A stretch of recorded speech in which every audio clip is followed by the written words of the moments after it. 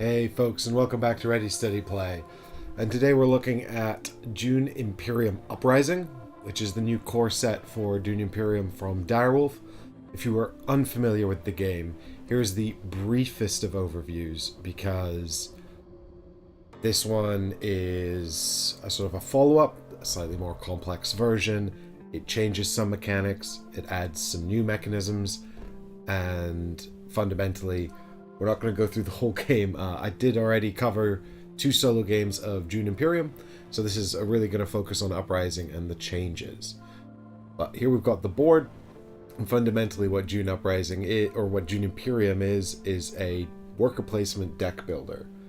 So you've got a deck of cards here, which are used to place workers into spots on the board in order to take actions. You have to earn a certain number of victory points on this track. The game ends when somebody hits 10, and then whoever has the most at the end of the game will win.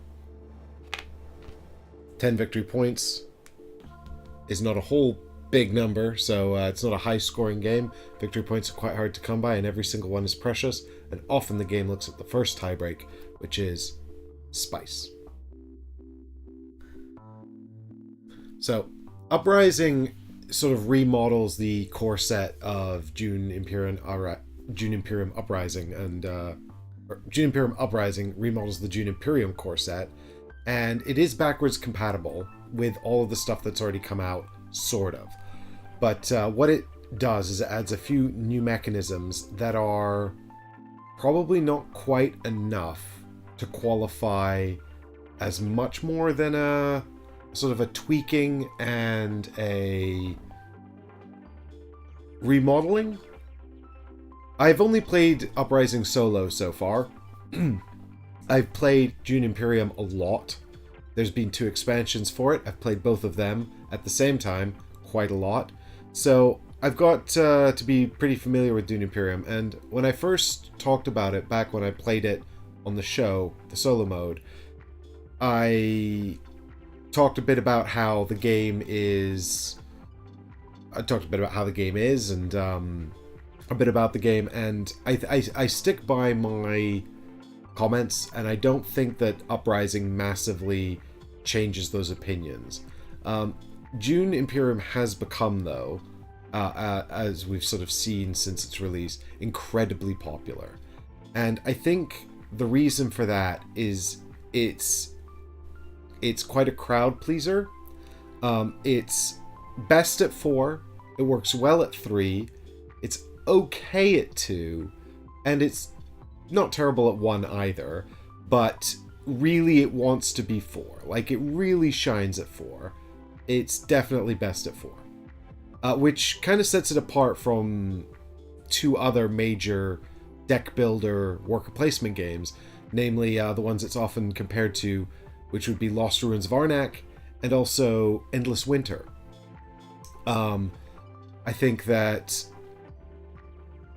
Hey, Lucard, greetings. Thanks for coming by and hanging out and checking out the stream. So, so, I mean, what really sets it apart from those 2 games immediately is Arnak is best at 2, really. And it's got a pretty good solo mode and a solo campaign as well. And Endless Winter is probably best as a last resort if you can't play the other 2. See my live stream coverage of that if you want to find out more. You know, Endless Winter is a series of mini games, and it definitely is a sort of a pretty solo affair. Feels fairly solo. Whereas Imperium, what it does is, in the solo mode, it has 2 AIs. In the 2-player mode, it has an AI as well. So even in the 2-player mode, you're still using it as a 3, or it's a faux 3-player game.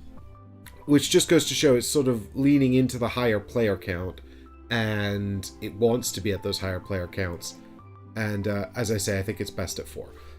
So so the reason I think it's so sort of popular is the scoring mechanism. Fundamentally, it's the way you earn points in this game. The game goes up to 10. You can play the epic game up to 12 if you want it to last a bit longer, but Typically, you'd go up to 10. In a 4-player game, you all start on 1, so you only need 9 points to end the game. But in the 3-player game, you start on 0.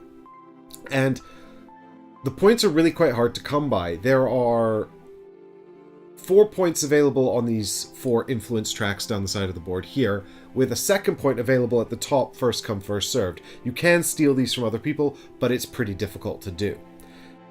The rest of the points typically come from these Spice Must Flow cards, which are incredibly expensive to purchase and really useless in your deck, but when you buy one, you get a point. And then you can find hidden victory points within the intrigue cards here, but again, really unreliable, hard to find, hard to do even if you do find them.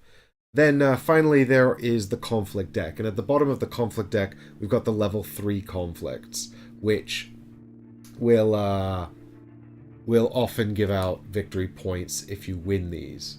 And the ones in the Uprising deck game are even spicier than the ones in the traditional game. So the points are really, really hard to come by. And if you don't get the 4 points available on these tracks, you have to have a really good plan to get points otherwise. Because these 4 points available here are kind of the baseline points you need to even compete with everyone else in the game. And I think that because the point system in this game is so limited, because the points are so unavailable, it feels like a really competitive game. And what I mean by that is it feels like every game of it is competitive. Everyone feels fairly close. You know, you can blitz up to the second position on all 4 of these tracks early game to get an early lead, but then your engine will kind of stall out as you struggle to get more points without an idea about how to accomplish that. And a lot of the points in the game are hidden in the 3rd section of this deck. So they won't even come out until you get into the last third of the game. So it's a game that sort of, I think, sort of tricks you almost into thinking that it could be shorter or it could be over quite quickly because it's first to 10, but realistically those 10 points aren't even available until the final third of the game anyway. And because the points are hard to come by, nobody's taking a lead early on, or if they are taking a lead, they're going to stall out in the middle of the game and people are going to catch up. So it just feels like everyone's in contention right up until the end of the game, and that feels good. The worker placement is tight, it's compelling, the deck building is super random.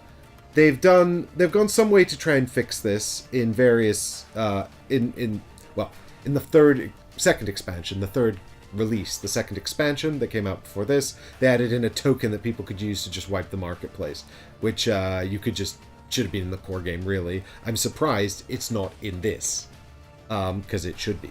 But maybe they've tried to rebalance it, because one thing I noticed about this, I don't know if this is actually strictly true, but it feels like it has a much smaller deck, like a much leaner deck of cards in this one. Which leads me on to my point about integration in just a minute.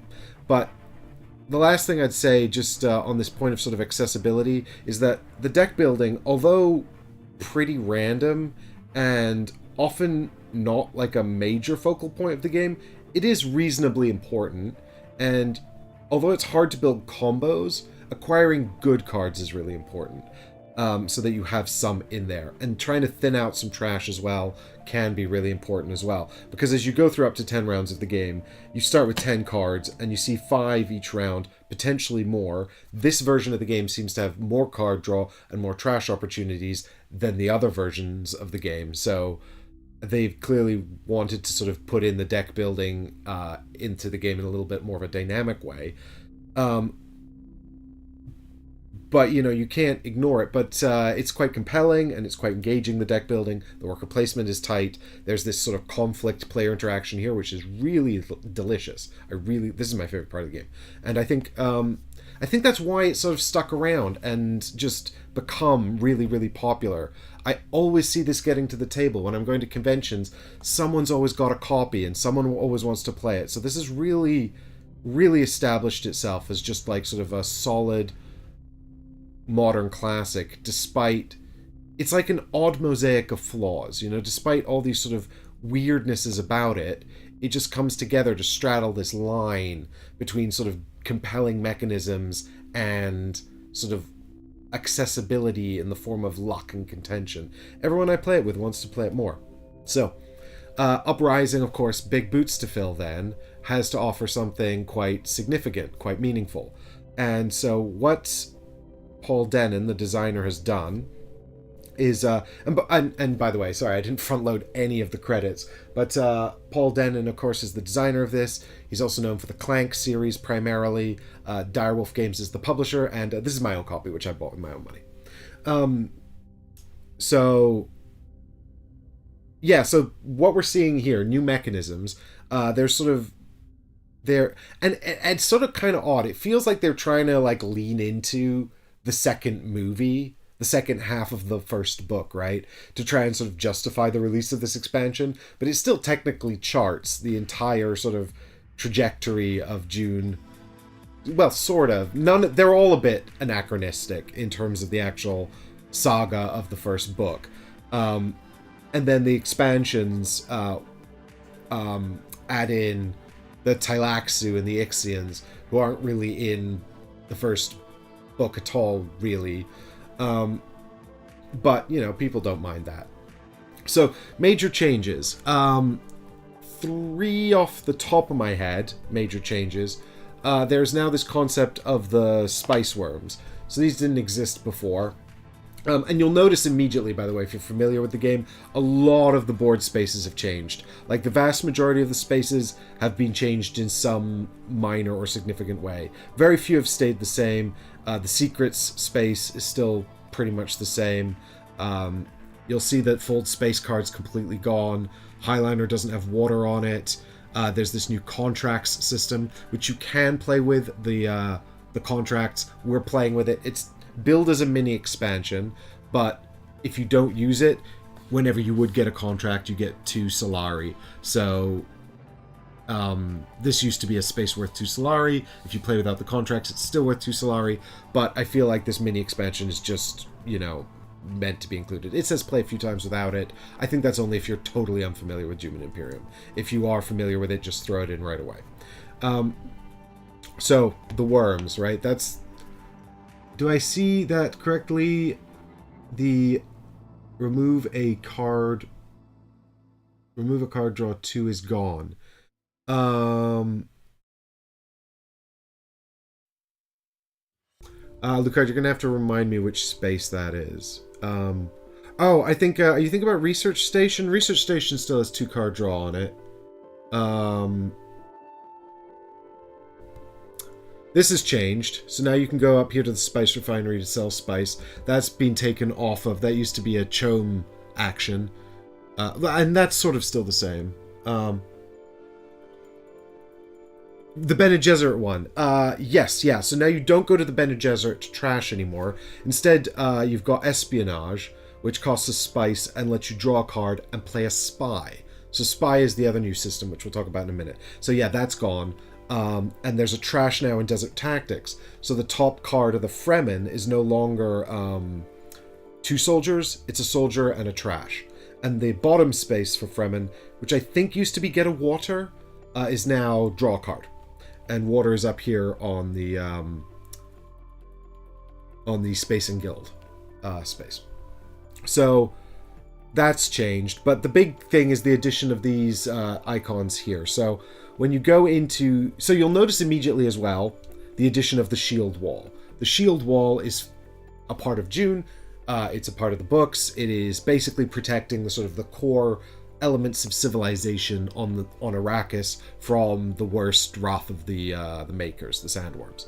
So a big part of course, spoilers for Dune, sorry guys, but a big part of the second half of the book is the fall of the shield wall, right? So we start with the shield wall up, and at some point during the game we're going to destroy the shield wall, and this token goes out of the game. It never comes back.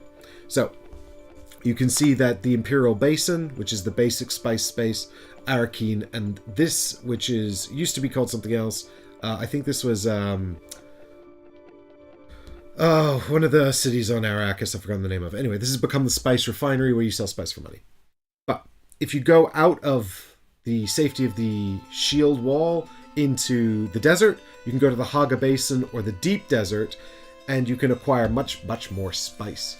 But what you can also do is potentially ride the worms. So, you choose. Regardless of which one you choose, you'll get all of the maker spice. So just like normal, you would get all the bonus spice here, and that system's still the exact same as the other game. But then you can choose. You can either have the spice available that you would normally get for visiting this spot, just like in the old game, or instead, you can ride the worms. If you go to the Deep Desert, it's 4 or 2 spice worms. And this costs 3 water. I think it used to be 2. Now it's 3. So, Deep Desert, very expensive, but more worms. So, what are the advantages of the worms, you ask? Well, I'm glad you asked. Do I have a camera on the attack? No, I don't. So, the deal is, come on. Come on, me. Right. So the deal is this. You get the spice worm, and first off, you can't ride it without the maker's hooks. So, you need a maker's hook here in your garrison in order to use this action at all. If you don't have it, when you go to these spaces, you just get spice. Can't take the worms. But if you have the maker's hooks, you can take the worms. Now, then you can take the worm and add it to your garrison. You'll notice that the spaces are now sort of a bit more divided up, where your soldiers will go to help note this, because obviously the worms are non-denominational. And the game comes with these wooden meeples if you like the wooden pieces. It also comes with models if you're using the deluxe pieces that Direwolf produced previously.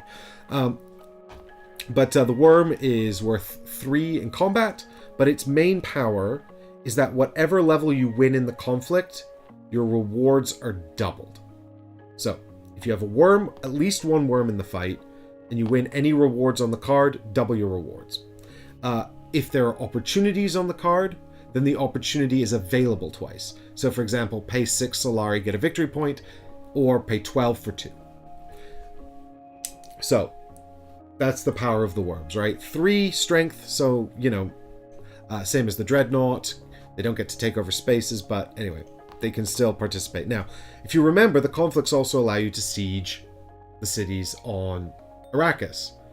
And here you can see the 3 siege locations are now protected behind the shield wall. This means that any of the cards where the conflict is taking place in one of these locations, as you remember, when you win those conflicts, you get to take control of the associated location. If the conflict takes place there, the worms cannot be called. Unless the shield wall is down, and then you can call the worms, because they can break through the shield wall that way. So, that's the purpose of the shield wall. It prevents the worms being used in the conflicts associated with these 3 spaces, unless the shield wall is down, in which case it can be opened. In which case the worms can be used. So, that's the first new mechanism, and in order to get the maker's hooks, and in order to break down the shield wall, you'll need to use these symbols here in the siege tabor. So, you'll remember the siege tabor from the previous game, and this means you can take... So, when you come here, you can take the hooks, get a soldier in a water. You just need to have 2 influence with the Fremen like before. Or instead, you can have a water and destroy the shield wall, and then it's just gone for good. So whenever you see this symbol, that means get the maker's hooks, unless it's on the other side of a opportunity, in which case it's have them in order to use the worms. And whenever you see this, that means break down the shield wall, if it's not already broken. If it's already broken, nothing can be done. So, those are the worms. The next sort of major new addition... I guess this is a minor thing, but just on the subject of changes. Can't remember what he's called before. Not a popular card. The Fremen diplomat, or the Fremen agent, or whatever he was called. He's gone. Prepare the way instead. Very similar card. Same green and blue agent spaces. Same cost. Same 2 persuasion you get for the card. But now, in addition to that, it's got the Bene Gesserit keywords, so it helps you build out those Bene Gesserit decks. And it's now also got, if you have 2 influence with the Bene Gesserit, when you use it to place an agent, you can draw a card. So, slightly better. And in addition to that, the other change is that the spice must flow is now a Space and Guild card. So before this didn't have the Space and Guild keywords on it.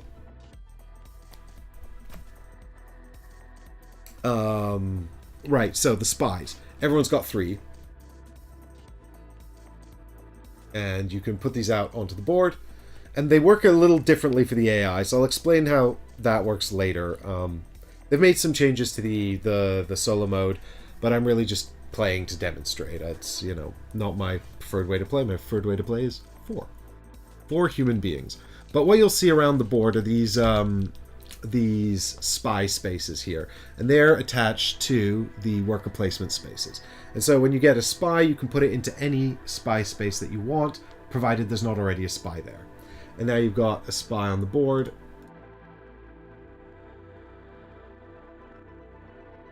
And there we go. Just fixing the focus there a little bit. So the spy lets you do 2 things. The first is, if somebody else is in the space, you can remove the spy to play in there. So go to a space someone's already got, provided that space is attached to the location with your spy is. If your spy is there and you play in that space, in addition to getting all the benefits from the space and your agent card as normal, you can also remove the spy to draw another card. So get another card as well. And then you'll see there are just sort of things that want spies. For example, I've got here I'm playing one of the new characters. That's exciting, isn't it? It's Fade Routha Harkonnen, and he can, during the reveal turn, remove a spy from the board to add 2 swords to his reveal. So there's all kinds of sort of different things that spies be doing as well, and cards will want you to have spies and that kind of stuff. If you have all 3 out on the board, you can move them around. And some of the spaces only have 1 spy, some have more than 1 spy. I feel like there's a 3rd use for spies. I might be wrong though. Oh yes, occasionally you'll find a card. I'll see if I can find an example. Occasionally you'll find a card that has the spy iconography on it. So where you would normally see agent symbols, you see the spy symbol instead. That means this icon is equal to anywhere you have a spy. So that's sort of a new and dynamic way to almost like build your own cards, right? You can put out spies where you want to be playing, and then, you know, pretend that that symbol is equal to... but it's a little bit more limited. I mean, for example, the spies down here give you access to both spaces, so that's as good as having... A spy here is as good as the Fremen symbol, because it's the same. But over here, for example, a spy here would allow you to play into either of these 2 spaces, so not as good as a blue symbol, which gives you access to all 4. You can actually also, for example, get into a fringe situation where you have 2 spies adjacent to the same spot, and then if another player's in there, you can play in there by paying a spy, and then actually draw a card by paying your other spy. But probably not the best use of your spies. I don't know, honestly. I just tried to play solo, and I didn't do... I tied with Muad'Dib. I put him in. They said don't do it. He's too hard for beginners. But I was like, I played loads of this game. And then I tied with him. And then he won on the spice tiebreak. The jerk. Anyway, so that's Spies and Worms. They've changed up the High Council and stuff a little bit. So before, the Mentat is gone, but the Mentat space remains as Imperial privileges. There's a few changes here. First, you need 2 Imperial influence to play, so you can't just use it. And then you can discard a intrigue card from your hand to draw a new one. So it lets you cycle your intrigue cards if you don't like them. Get to draw a card. And then instead of the Mentat, you get this symbol here, which is actually pick one of your agents on the board and return it. So it's functionally kind of the same as the Mentat, but actually it blocks less spaces up. So it doesn't... I mean, in the olden days, you'd play in here, and then you'd take the Mentat, so you were just blocking the Mentat space, really, to play last. Here you play in here, and then you can take back someone from anywhere on the board, including this one, I think. So that's the change there. You've now got the assembly hall, which I think used to have just one or maybe two persuasion on it. Now it gets you an intrigue and that and one persuasion. You've got gather support, which I think is the same, except now you've got this opportunity to pay two Solari for an additional water. So you get 2 soldiers by default, 2 soldiers in the water. The Swordmaster space has changed slightly. It's still 8 to unlock your Swordmaster, but it goes down to 6 if anyone else has already done it. So it becomes marginally cheaper for everyone who's doing it second. And the High Council space has changed as well. It's the same exact thing. It's 5 to get your seat on the High Council, but now when you go in there after you've got your seat, you can have 2 spice, an intrigue card, and 3 soldiers. So there's actually an incentive to go in there after you've already claimed your seat to get some benefits. And then the Chome stuff has changed. So now you can still play 3 spice for... I think this is slightly different exchange rate, but maybe it's the exact same. I can't quite remember. Nobody went to this space, and the minute this first expansion came out, it was gone anyway. But 2 influence with the Spacing Guild, 3 spice gets you 5 money and 1 wild influence on any of the 4 tracks, or you can go in here to accept a contract, which lets you draw a card and take a contract. And then we went over the faction spaces already. There's still combat spaces down in the Fremen. The Highliner's still here, but it doesn't have the water on it anymore. And then Saudakar, I can't remember if this has changed. It's 4 soldiers and an intrigue. I don't know if that's changed slightly or if that's still the exact same. But now there's also the contracts. So what we've got here is a big stack of contracts. And what we're going to do is we're going to put these out here like this and like this.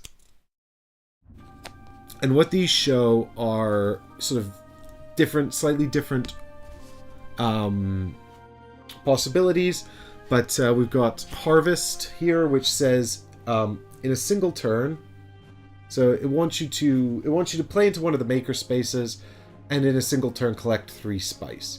Now these are 2 different criteria, but obviously the best way to do it would be to say go in here and get 1 from maker and 2 from here, or just go in here and get 4. But you could functionally say have a card that lets you pick up 2, or if you played a...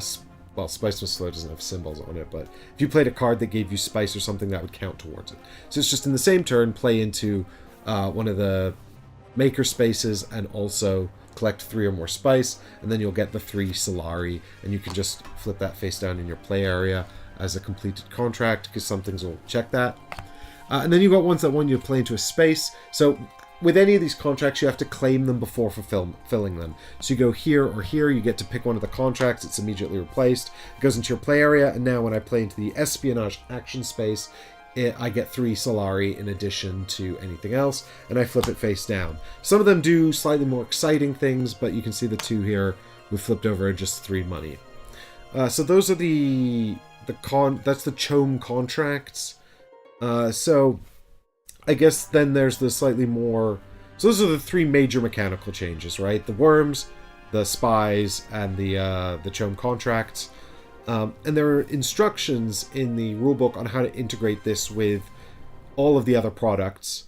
The other 2 expansions, they're just straight up integratable. You just use them like you would use them with the other core game. There are some rules around... with the first expansion typically covers up this area and this area. Now it only covers up this area. This area actually supersedes it. So if you play it with Uprising, it folds out, but you actually wouldn't fold it out. You just put it on top of this area here, and you get that shipping and trading track back. And then if you want to integrate the core game, the other core game, what you do actually is you just take the cards, and that's it. So you just shuffle all the cards together to make one mammoth deck, and that's all you'll use from the original core game. There are some comments around combining the intrigue decks and the conflict decks. With the conflict decks, it's basically like Don't do it unless you really want to. It's not very well balanced. Just use the conflict deck from Uprising. And with and that's because there's a new symbol matching little mini game we'll look at in a minute. So it could unbalance that. And then with the intrigue cards, I think you get to mix them all up, but you have to take some out. So you can do that if you want to. So, and that's interesting because if I have any comment, it's that they obviously didn't want to like directly duplicate all the stuff from the other box. So they've got, for example, you don't have Paul Atreides in this, but you have Muad'Dib instead. I think they duplicated Harkonnen, Baron Harkonnen. Might be wrong. So Princess Irulan is in there. That's well, more on her. Well, you'll figure out who she is. Lady Jessica is here. I think she was a card in the first game, and she's got a sort of a system where she upgrades or changes over the course of the game, and she's revealed to be the Bene Gesserit. You've got Gurney Halleck. He's just a card in the first game. Amber Matuli, no idea who she is. Is she the Fremen person who is looking to make green Arrakis? Can't remember. And Margot Fenring. Can't remember who she is either. It's been a while since I read them. Give me a break. And then you've got Shaddam, the Emperor. So you can play as him as well. That's Christopher Walken. But you can only use him if you're playing with the CHOAM contracts because he interacts with them. So that's the red circle next to his name, is just saying only playable with the CHOAM contracts expansion. So what I'm sort of noting about it really is that with these characters and also with this deck, like a lot of the good stuff was in the first core game. So like there's a lot less character in this game. Like you don't have Baron Harkonnen, the Beast Raban is gone. You know, like the Kwisatz Haderach card and all those sort of majorly cool cards from the original set are gone. These all seem a lot more generic, and there's a lot less character to them. And I don't know if that's because they used it all up in the first game and didn't intend to make a second, or if that's because they want to entice you to buy the original core set so you can have all the cool cards integrated with Uprising. Couldn't say, but yeah, the sort of the in general, the characters and the cards seem like, you know, a lot of the important figures are missing from Uprising because they didn't want to print stuff they'd already printed. There are a few notes, like obviously Paul is included as Muad'Dib because you can't really do it without Paul, but they didn't want to put in Paul Atreides, and this is sort of supposed to be the second part of the book, so he's Muad'Dib now, and I think there's a second version of Chani in here as well for when she comes out of the desert with Paul, you know. So final notes, objective cards. These are new, and we're going to deal these 3 cards out at the start of the game, and if you get the Muad'Dib card, then you also become first player. It's got the first player marker on it. But the main thing about the Ornithopter, the Crysknife, and the Muad'Dib card is that they've got these symbols in the top corner, and you'll see these symbols appearing in the top corner of the vast majority of the conflict cards. So when you get 2 that match in your play area, so you get to claim the conflict card if you win the conflict. You get 2 that match in your play area. You flip them face down and get a point. So that's a new system, a new way to get points that I think makes the conflict a bit more interesting. People are invested in winning different conflicts a bit more, playing this sort of little symbol matching game. It's nice. I like it. At least what I've seen so far of it. So these are dealt out at random at the start of the game, and they also determine who will be the first player. The last thing is you've got now, instead of using sort of a solo mode version of these, you've got these rival cards, and the rival cards are special abilities. So you've got your Signet ability for the solo mode, you've got a special spy ability, so they don't care about spies in the same way. When they get all 3 spies on the board, they pull them off the board and then trigger the effect on the right. They've got a hierarchy of the factions at the bottom. That's mostly just for sort of breaking ties for influence and things like that. And they've also got a number in the top right, which is actually sort of their difficulty. So 4 is quite hard. The lower the number, the harder it is. So they say play with the 8s and the 9s for your first game. So I've put in this guy, don't know who he is. You can place him in the game as well. His card was somewhere. I don't know why I didn't show it to you. But anyway, I put him in, and then I put Muad'Dib in because I wanted to beat Paul. Because I'm playing as Feyd-Rautha, obviously. No, actually that's just because I like Feyd-Rautha's ability. It's pretty straightforward. He's just a level 1, so he's pretty basic. He's got this devious strength power where he can recall a spy during his reveal step for two swords. Obviously better when I'm last player, which is kind of cool, because then I get to see what everyone else did. And then whenever I play my Signet Ring, I get to advance up this track with this cube here, and it either bounces along the top, or it can go through the middle and along the bottom. And basically, the reason I like this is because it lets me trash cards if I take the top route. And I like trashing cards. I really like trashing cards. I like to deck build. It didn't work out. I did okay in the last game. Also, I'm playing on, I guess, final note, I'm playing on Mercenary difficulty, which is just the basic game with no major changes. There is quite a lot of notes about upping the difficulty, changing the difficulty. So you got 4 difficulty levels. Oh, I'm not playing on Mercenary at all. Mercenary's for babies. Mercenary's for people who are new to the game. The only difference between Mercenary and Saudakar, which is what I'm playing on, is in Mercenary, they don't get any guys on the board. But I found they get guys on the board pretty quickly. So it doesn't seem to be that much easier if they don't start with those guys out.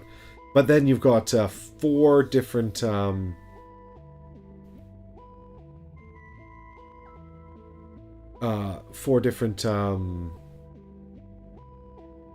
3 different variants here that make them harder. So you'll implement these at harder difficulties if you want a harder game.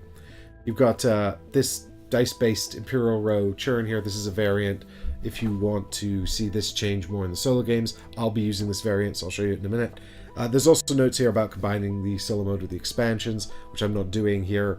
But I am keen to mash everything together and see how it goes.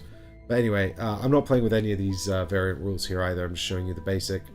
And then there's some streamlined rival rules up here if you want. If you're playing the 2-player game with the AI, and this is sort of about making that AI faster. Yeah, but other than that, we're ready to start playing. So, everyone gets an objective card, and then you just flip them face up. In the actual game, I think these are also face up, because, of course, you need to know who the first player is. In the solo mode, the first player then can be any one of you, and it just moves around as normal, just like in the real game. In the 2-player game, I think the AI doesn't get to be first player. Can't remember exactly how that works. Right, and then we're off to the races. The game is ready to begin. So we've got the House Hagel deck just like last time. Oh, I need to set up the marketplace as well. So we can see 5 cards. We've got the Para Compass. So these are all new, so I'll show them if you want to see them. If you have a seat in the High Council, 2 Persuasion. If you also have a Sword Master, +1 Persuasion. So, I mean, I like the Solari. Go into this if you want to do deck building, which actually I do, because I'm all about that deck building. Shishkali. Looks like a Fremen operative. She's got Fremen keyword. Trash a card to draw a card. That's nice. I like that. Fremen Bond increases your Fremen influence. And 2 swords on there as well. And then we've got Captured Mentat. So it's got the yellow and the green agent symbols on it for 5. And that says discard a card to draw a card and gain an intrigue card. Also 1 persuasion in the reveal step, but you can lose an influence to gain an influence.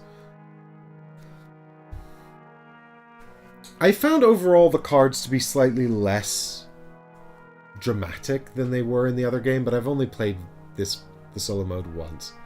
So here's something dramatic. Desert Power. That's just got the yellow symbol on it. If you send an agent to a makerspace this turn, 2 extra spice. Okay, so if you... I mean, you can only play into makerspaces with this card, so... I guess that's for the Ixion expansion where you can bond cards. So 2 persuasion in the reveal step, or if you have the maker hooks, you may pay a water to get the sandworm. And there's 4 sandworms, by the way, but these are not component limited, so you could use the 4 plastic ones if you run out. If people keep taking them all, you can add even more after that. We're gonna have to make a little bit more space for the market on camera here. Last card is Calculus of Power. So this is an Emperor card. It's got a blue agent symbol and a spy agent symbol. Let's trash a card. It also says 2 persuasion. Trash another Emperor card you have in play to gain 3 swords. I've noticed this a lot with the Emperor cards. They like sort of combo off each other. They want you to discard Emperor cards or trash Emperor cards to gain more. This will probably be better if we put it like this. Can you guys see that better? Yeah, that's better, isn't it? Alright, cool. So that's our marketplace. Game's all set up, all ready to go. Starting with Stabantuek. So it's just the same sort of system as before. He's playing into Dutiful Service. So he's going up here. Gets him an influence. Easy peasy. If you haven't seen the solo mode before, it's just a stripped down version of all the action spaces. For now, we'll ignore the swords. That's used for resolving the combat. And then it's Muad'Dib's turn. He's going into Saudakar. So apparently we're all about the Emperor, which is not, obviously not Paul's thing. But, you know, there you go. Right, now I haven't even drawn my hand, so I don't even know what I'm doing. 1. Diplomacy. These are the exact same. Seek allies.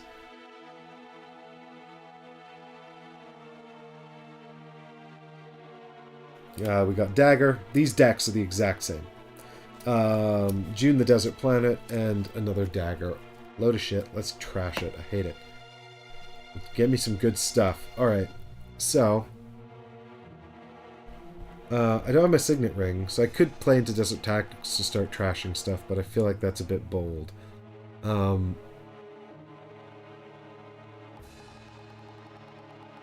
suppose we could play into... I don't have any spice. Ooh, we could get a contract.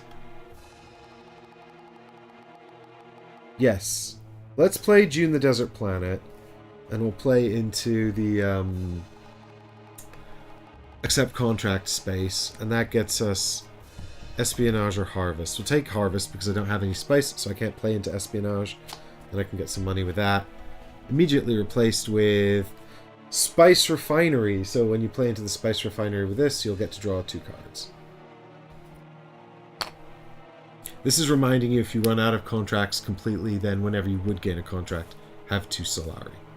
It's also used when you don't play with the contracts. Just reminding you that this symbol is 2 Solari. Right, and then I get to draw a card as well. Convincing argument. Well, that'll help us buy some stuff at least. Alright, good. Back to Stabantuek, who's got Desert Tactics. So he's just going to break the shield wall immediately. For his own reasons, I suppose. He gets a soldier into the fight because the AI always adds any soldiers they gain during this combat space directly into the fight. And then he'll add 2 more because they always add 2. Now there is a variant for slightly more intelligent AI soldier placement, but I'm not playing with it because I didn't win last time, so... yeah. I'll escalate the game when I win it. Deep Desert. Okay, so the AI only plays into the maker spaces if there's bonus spice. So instead they'll draw another card. That's right, isn't it? If there's no bonus spice, do a different card. So he's playing into the Assembly Hall, Muad'Dib. If you have 2 influence with the Emperor, you get some extra stuff, but he doesn't. So he just plays into the Assembly Hall, and what he gets is a intrigue card. So they don't look at them, they just hoard them, and when they get 3, they trade them in for a point. That's sort of how all the resources work. Why has he got a Solari? Did I leave this out? Or did he pick this up from somewhere?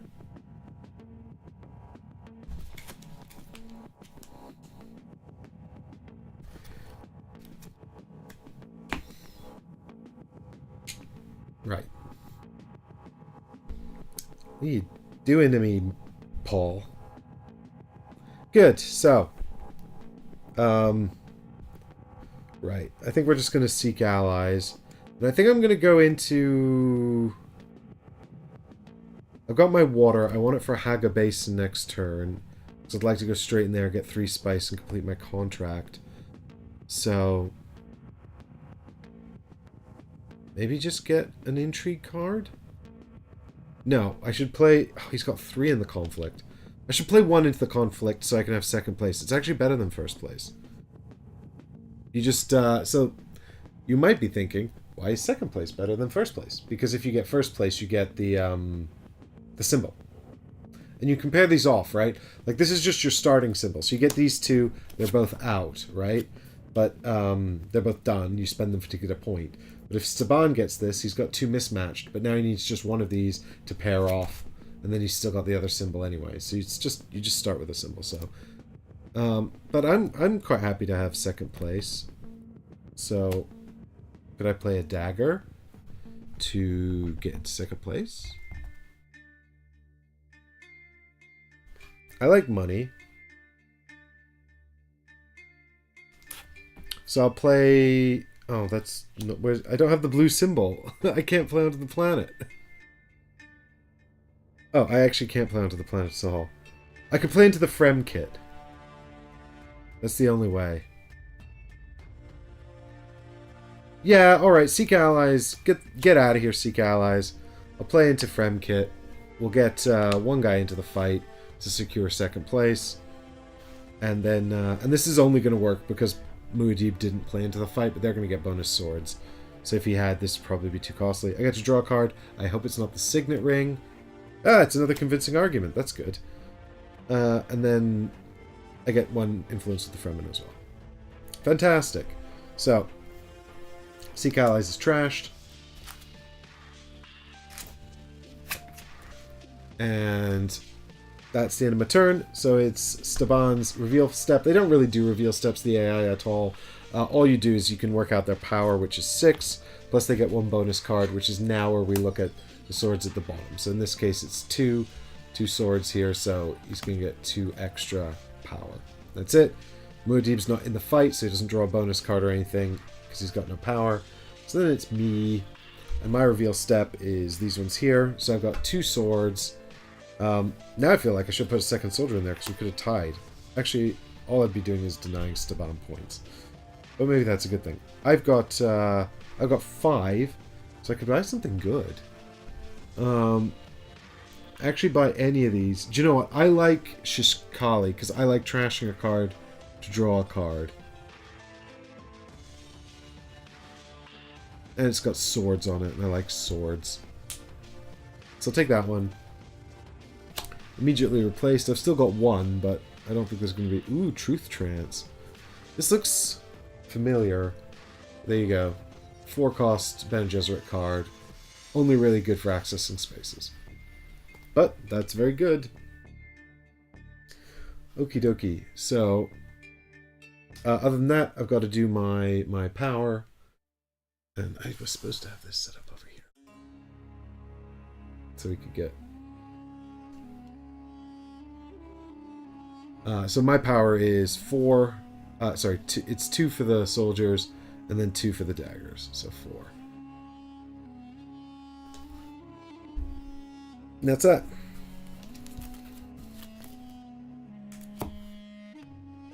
So then everyone's passed. And this is where I could play intrigue cards if I had any, but I don't. So, obviously... Staban Tuek won the conflict, so he takes the card. He gets an intrigue card and a Solari. I get an intrigue card and 2 Solari. But he gets to keep this card with a pattern matching effect. And you have to give him the stuff as well because, you know, it all amounts up. And when he gets 7 things, he'll unlock his Swordmaster. So that's 2 of the 7 things he wants to collect for Swordmaster. I got 2 intrigue cards? No, 1 intrigue card and 2 salary. Here we go. Something good, please. If you gain spice this turn... Oh, sweet! Yes! That's good! I'm about to do that. Nobody take my maker spot. I'll be so upset. Alright, so that's combat resolved. These guys are all dead. If you had any worms in there, they would just go back off the board. And then, yeah. Maker spice, make spice, and all that good stuff.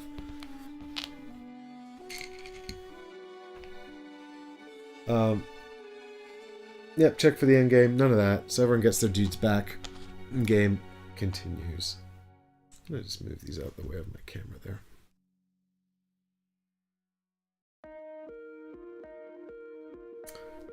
Right. Game continues.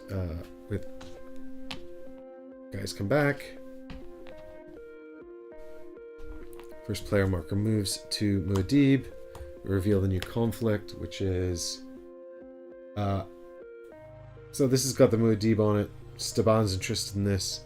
Still not good for me, but I like trashing cards. But I found the AI... if there's one drawback of the AI in this, I find it's that they tend to just sort of get soldiers... dramatically alter the board state, because they don't deal with the resources.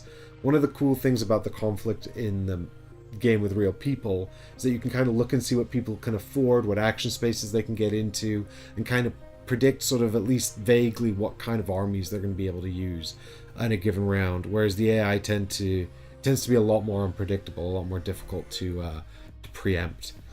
So you kind of have to just go hard.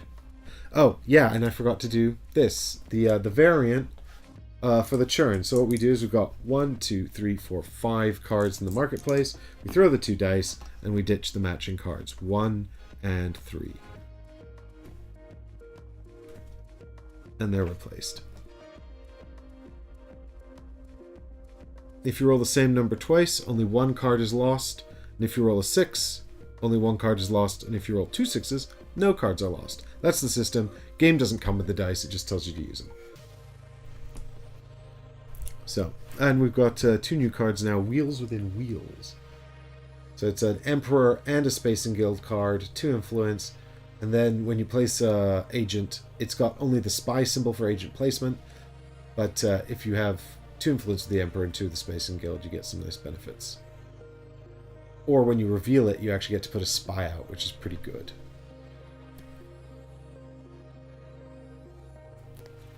And Bene Gesserit card, Branching Path. One thing I've also noticed about this is a lot more of the cards have the keywords on them. So I think that's something to sort of consider when you're combining the 2 sets. Anyway, this is if you have an alliance with the Bene Gesserit, you can ditch an intrigue card from your hand to draw an intrigue card and gain 2 spice. Nice. Alright, so with that in mind, we've revealed that. I get 5 new cards. Got Reconnaissance, garbage. We've got Dune the Desert Planet, garbage. Get these things out of my deck. Got the Signet Ring, and then we have to reset. Hey, Paul. Morning from chilly Dorset. Good morning. Yeah, I'm on American time today. I had quite a lot of technical issues getting the stream set up today, so we're on American time for this one.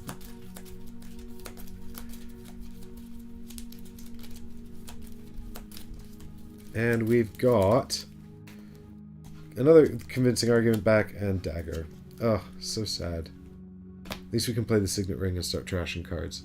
Right, so first off, let's see what's going to happen with Muad'Dib. So he draws Siege Tabor. You need 2 influence to play in there. He doesn't have it yet. He's normally really good at getting that. So it won't be long, but can't play in there, so we draw a new card. It's the Siege Tabor again, alright.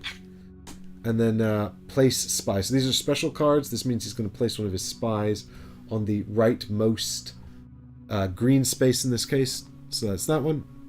And then he actually gets to do another card. Highliner. It's so easy for them to get into Highliner. It makes me so mad. Right. So he just goes into Highliner. He gets one step up here, and just 5 guys into the battle. Sorry, 3 guys. 3 guys into the battle. Plus then he adds 2 more. So I guess this is going to be Paul's card. Maybe I'll just throw in a soldier in there to see if I can get 2nd place. Anywho, right. So back now it's my turn. So I'm going to do exactly what I intended to do. I'm going to play the Signet Ring actually because I've got everything else available on other cards anyway, and I don't know if I'm going to play where else I'm going to play this. Oh god, I've got no factions available. So we play Signet Ring, we get to spend our water, and we get to play into the Haga Basin. That lets us throw 1 soldier into the fight. I'm not committing more than that. I get this, I get 2 more spice, and because I've collected 3 spice in a makerspace, or on the same turn I played into a makerspace, I can have 3 Solari. That's good. Get some resources going. Contract complete. And then I can play this Intrigue card from my hand, which lets me gain 1 more Solari. Nice. And also a new contract. So I'm thinking I would quite like both of these. I like to have Solari, and I like to have money, but I think that I'm probably going to take the Spice Refinery card because I can't play into Espionage this turn.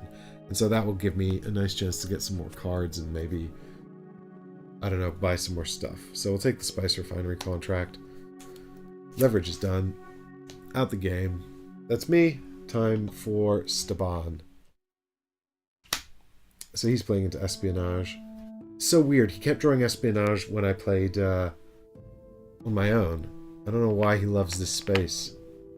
That puts him up here, and he gets to have a spy. So, because the spy symbol on the AI card here is not... It's not got any specific iconography telling you where to put it, we're going to check his priority of factions here. So he wants to go into the Spacing Guild. So he's going to take that spot right there. Good. Back to Muad'Dib. He's going into the Spice Refinery. Well, shit. There goes my plans. Great. Super stoked. You ruined my turn, Paul. You ruined my turn. But just like the real game. It's just like the real game. Right, so the only thing he does in there, actually, when he goes into the Spice Refinery, is he gets to use his Signet ability, which happens to be 1 influence with the Fremen. So he's just going up the Fremen track here. Which makes sense. He is Muad'Dib after all. Right, so now I have to change my whole plan. To something else.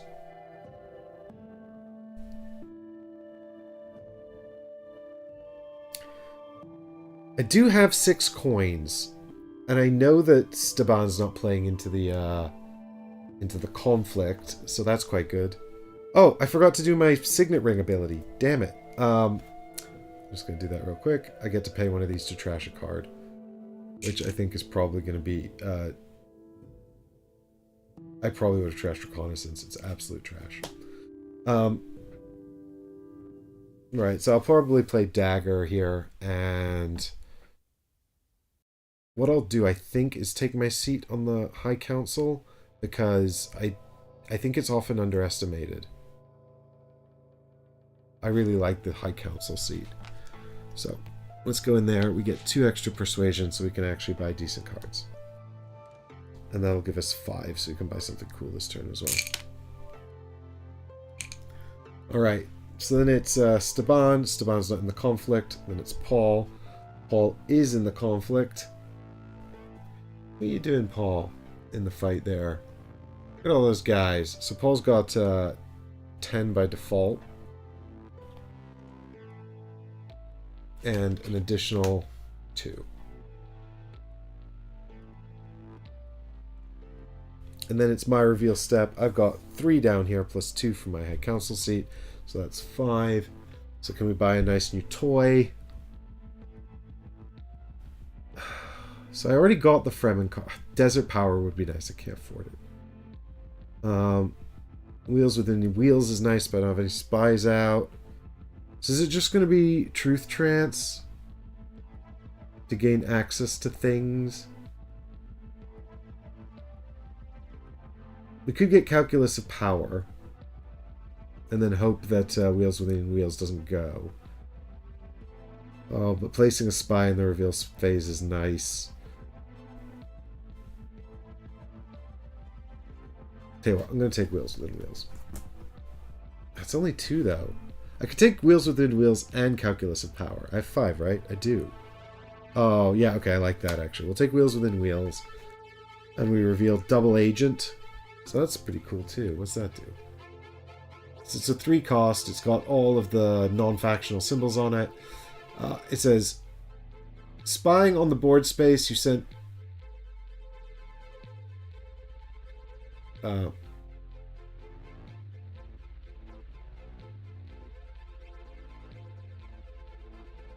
I don't understand the first part of that. Spying on the board space, you send an agent to this turn. You may place a plot. Oh, add a spy to the board space where you sent an agent this turn. You may go there if someone else is already there. That's interesting. Do I like that better than calculus of power?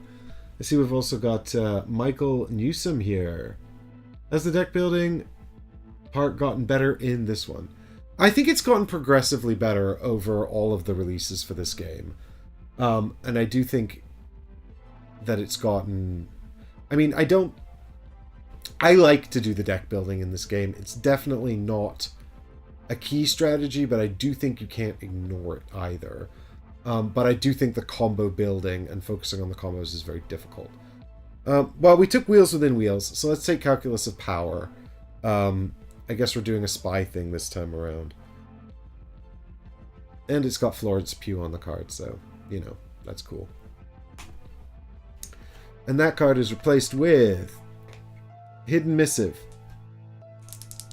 But now we're ditching Desert Power, Sad, and Truth Trance. I like Desert Power. I wanted it.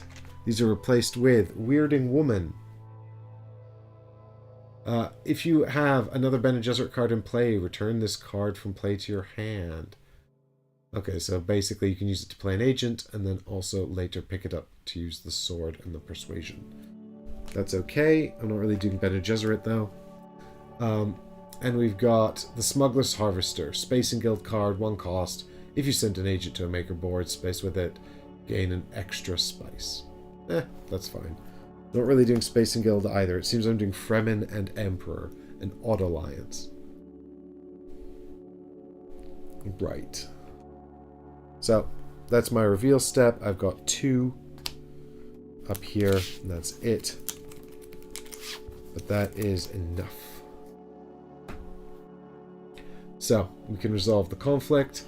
Paul's on 12, I'm on 2, so Paul wins. So Paul's going to get this card here. But the trash does nothing for him. He gets a water. He gets a contract, but whenever the AI would gain a contract, they get 2 Solari instead. And he can't make a symbol yet. I get to trash a card. I get a spice and a water.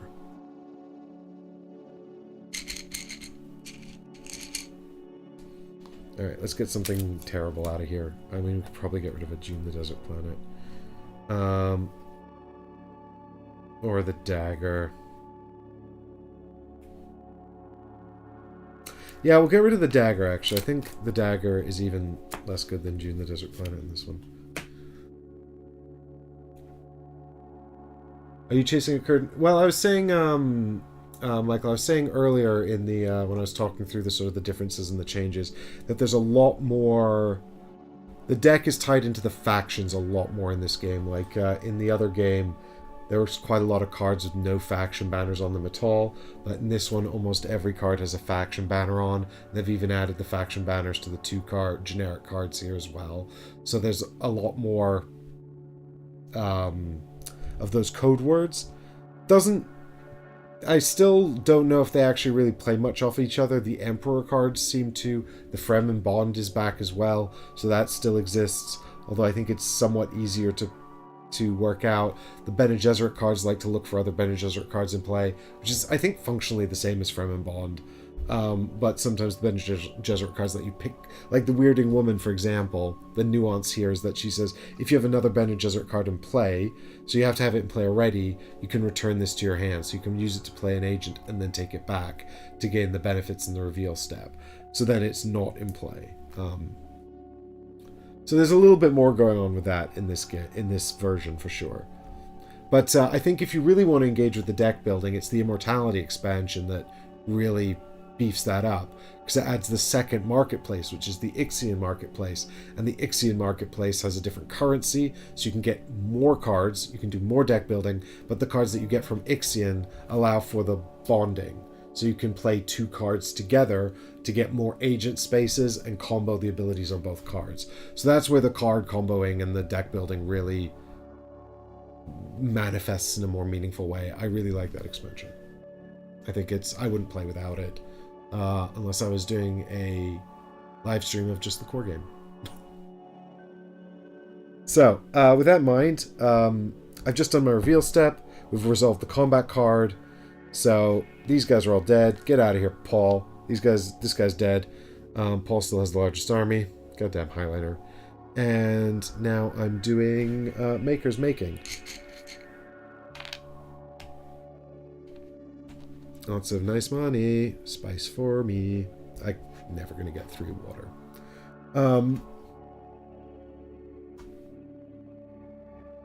Good. First player rotates. Agents return. And we're going to see a new... Oh, did I not do Steban's second turn? I might have skipped one of Steban's turns. It's fine. He played into here, and he went up here, and he gained a water. If he added stuff to the fight, I would be annoyed. There's a lot to focus on when you're live streaming. Okay? And the spice is going to my head. Right, so that's fixed that problem. And now I am to start, and we need to see a new conflict card.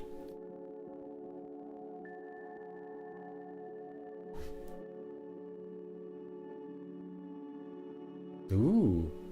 So this is reminding you that this is a siege card, so it's yellow, and the reason for that is if the shield wall is still up, you can't use the spice worms. So, winner of this gets lots of spice, and the shield wall is... Didn't it go down? I thought it went down. Did I forget to remove it? Yeah, it went down on this card. I just forgot to remove it. My bad. Yeah, the shield wall is definitely down already. Thanks to Steban, he pulled it down, even though he doesn't even have Maker's Hooks. So I don't know what's going on with him. Oh, it'd be nice to get some double rewards for this if we could.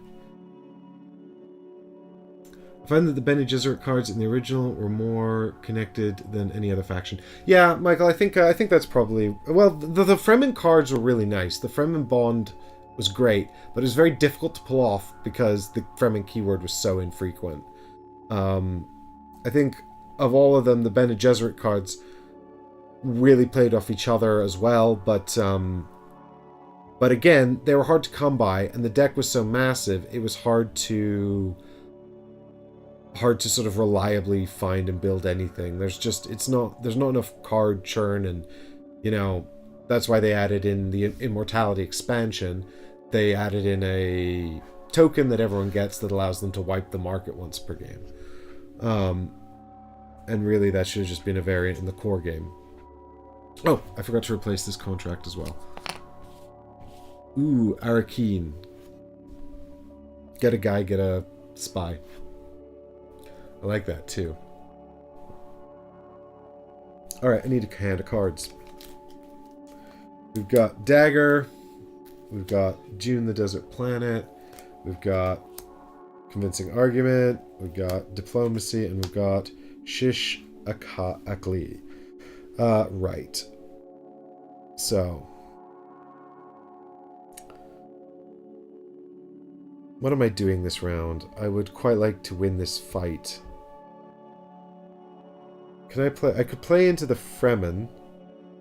I could play into Desert Tactics. Oh, I want more stuff. I want my third. I need my Swordmaster.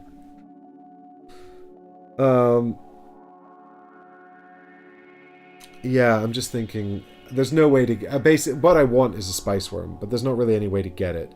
So I could start setting it up. So this is seize the spice refinery, and that'd be nice. That'd be a nice way to get more money to win this. But I'm one spice off the Highliner. So where can I go to get spice? Really, just the Imperial Basin. So maybe I should just do that. Yeah, I'll tell you what. While we've got Shishkali out, can I get into Imperial Basin? Yeah, I have diplomacy. So provided nobody takes it.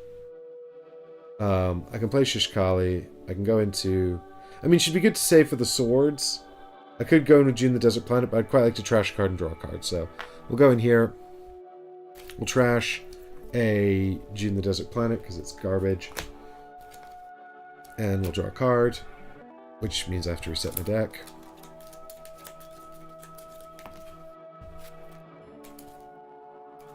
Then we'll get one of our cool new Emperor cards. We got... Convincing Argument instead. Well, at least we'll have some fun next time. So we get 3 spice. That sets us up for the Highliner. And we can put our one guy into the fight, so we might as well. Yeah. We'll see what happens. We're definitely going to put one person in anyway, so... That's fine. Good, job's done. Alright, time for Staban. He's got Gather Support. It's a very terrible card. He's just going in here. He's getting one guy into his garrison. And then... Oh, Muad'Dib gets into the deep desert. So, that's good for him. He gets into the deep desert. He gets to have... So, if the AI has Maker hooks, it will take the Spice Worms. But he doesn't have the Maker's hooks yet. So instead he's going to add 2 guys to the fight because this is a combat space. And he's going to get 6 spice.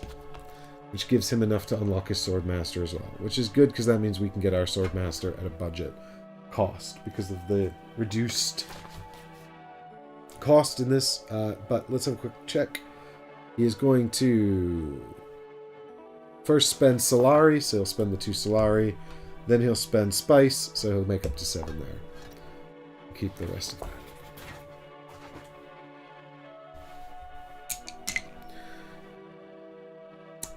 Right. Now I'm sad. I need my Swordmaster, but today I'm going to play Diplomacy to go into the Highliner. I'll pay the 5 spice. Because if I win this fight, I'll have lots of money. Right. So I don't know what their plans are. So I'm thinking 3 in the fight and 2 in the garrison feels like a pretty safe bet, but you never know. He's got 2 more cards. It could go tits up, but if I put them all in, I don't have anything for next round, and that feels bad too. So at least I have a dagger. Sorry about that, just had to sneeze. Right. So, yep, and then I get to step up on the Spacing Guild, and that's from me. That's all I've got. So, back to, oh, do I have a spy out? I don't even have a spy out. It would have been nice to have a spy out. It would have been nice to get that Wheels Within Wheels card. Alright, time for Staban. Alright, so he wants to go into Spice area, but there is, no bonus spice available on the board, so he'll draw a new card. It's the same one. So now he's going to Arakeen instead. That means he's going to add his 2 guys into the fight as well. He actually gets a 3rd guy that he's adding into the fight. I don't like that at all. And then he gets a spice thanks to his Signet ability. But at least he doesn't have his Swordmaster, so he won't add anyone further this round. Alright, over to Paul Atreides, who draws Desert Tactics. Oh, wow. God Damn it. So he goes in here. He gets to have two guys into the fight, one from the card and one from here. And then he destroys the shield wall, but it's already down. Now we're tied. Except he's probably going to win because he gets a bonus card, and he gets to go again anyway. Can't play that. He's going to play into accepting a contract for 2 Solari. Alright, well I think Paul's got this. I think we're actually both going to tie for second now. Thanks, Paul, you jerk. My only hope is that he draws 0. 0 bonus swords. So anyway, it's my my reveal step. So I reveal 7. So what's over here in the marketplace? Nothing too exciting, unfortunately. I guess we'll take the double agent because I've kind of been doing Space Guild and Emperor stuff. I need to get some more spies out. So that costs 3. So reveal another one. Covert Operation. I mean, this is not as good. I mean, this double spies is good, I think. I don't know. I'm not really au fait with the spy mechanism. It's all new to me. But I wish I had more on the board, so maybe getting 2 out is a good thing. So maybe I'll just buy that too. I've got the money. Maker Keeper. So this is a Bene Gesserit and a Fremen card. And it costs 2, and if you have 2 influence with the 2 factions, you get some nice benefits when you place your agent. Alright. And then churn. 6 is blank, and 5 is smart. Smuggler's Harvester. We've got Unswerving Loyalty, a 1-cost card. It's a Fremen card. You may deploy or retreat one of your troops.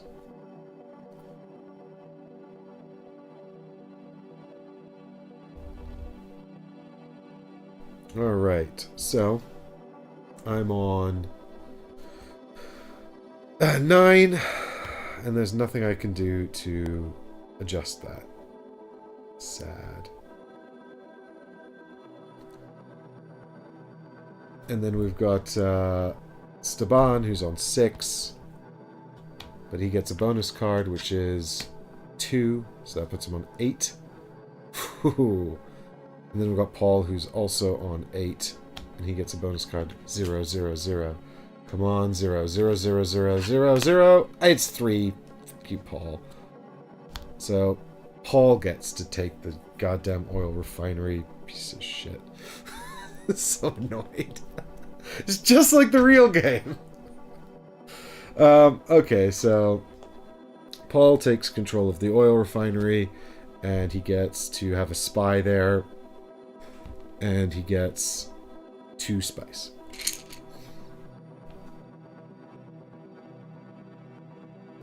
And I get to have 1 spice. I get 1 soldier. I even went to Highliner for that shit. This is the one thing that I mentioned this earlier that bothers me about the AI in this game, is they're quite difficult to predict. Having said that, I went first, so couldn't really have known any better. I just had to make my best guess. And it was close. I got my spice, got my soldier, and I get an intrigue card as well. So hopefully this will be something helpful. It is Spring the Trap. Pull 2 spies off the board to add 7 to your strength. I'll take that. Paul's now got 1 of each symbol, which is really bad. So we'll try not to let him win any more fights, but there's only so much we can do. Alright. And now everybody is actually dead except for me. So that's good, I guess. Although, like I said, generally it seems quite easy for them to get more guys out on the board.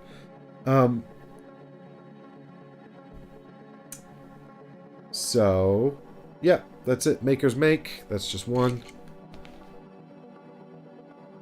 And then we return our guys. And rotate the token. Alright, with the Swordmaster down to 6, that's going to be my focus this turn if I can get it. Right. First player rotates. New conflict is revealed. Not especially exciting this round. Shadow contest. I'd be happy with any of these prizes. But it is worth a point to the other 2 players, so I suppose if I can deny them a point, that would be good. So with that in mind, get to draw a new hand. Should have some interesting cards this round as well. We've got the Signet Ring, we've got Calculus of Power, and we've got Wheels Within Wheels. Yep.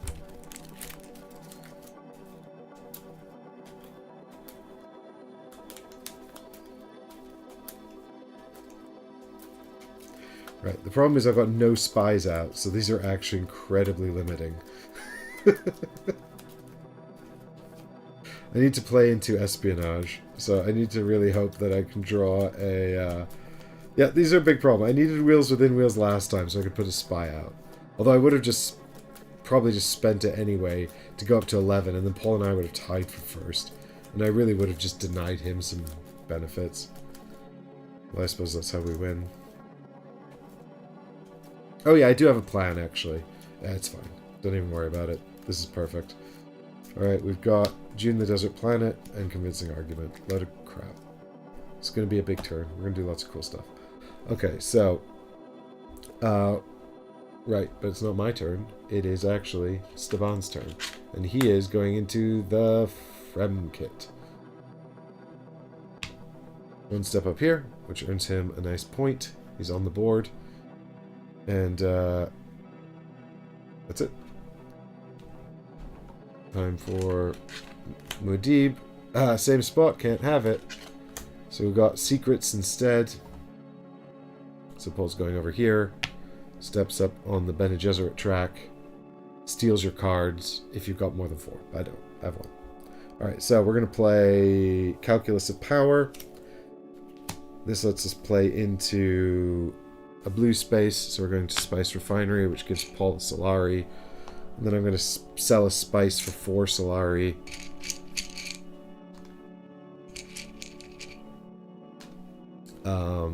And then I'm going to draw 2 cards, thanks to completing the Spice Refinery contract. And then I'm going to trigger my Calculus of Power ability to trash Dune the Desert Planet. Right. So, still need $2 to get... Oh, I can add someone into the fight, so I will. I could add 2 in. Yeah, sure, I've got Shiskali. We'll see what happens. Paul doesn't even have anyone on the board. Right, Spice Refinery, complete.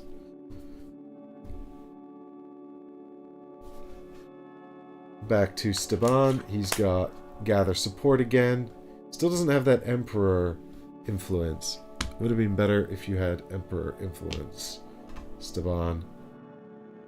Yeah, things are not going very well for him this round, actually.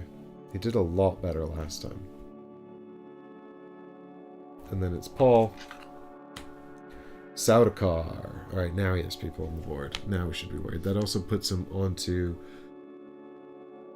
Wrong button. Puts him onto the Emperor point there, so he's on the board as well. And 2 soldiers into the garrison. Right. So, I need $2. Where can I get $2? Oh no, I can't actually get the guy this round anyway, because I wouldn't have a guy left to buy it. How did this happen? Yeah, it's fine. It's fine. What we want is some influence with the Spacing Guild, and also... Well, I can't play into Spacing Guild. Actually, is there much useful I can do?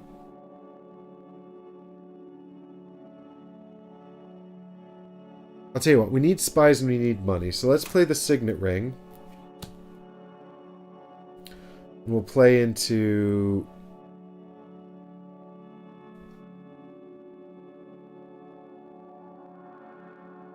Accept a contract. We'll take the espionage contract, and then we can get that money. And we get to draw a card as well. And then we get to trash a card, thanks to our Signet ability, because we'll jump down here. Now let's just trash a card, so that's Dagger out of here as well. Get out of here. It's garbage. You gone. Good. Didn't get my swordmaster, but that's fine. We'll get him next turn. So Paul's final play is the research station, where he's going to add 4 guys to the fight and win again. God, I hate you, Paul Atreides. So he adds the 2 from his garrison, and he gets 2 more from the space. And then it's back to me, I guess, and I get to do my reveal turn. Well, no, I've still lost. I've got 6 to his 8. I've also got a spy that I could put out, which I could pull off for 2 more, but the only reason I'd be doing that is to sabotage Paul. But I'm not opposed to that. After all, if we don't deny him points, then, you know.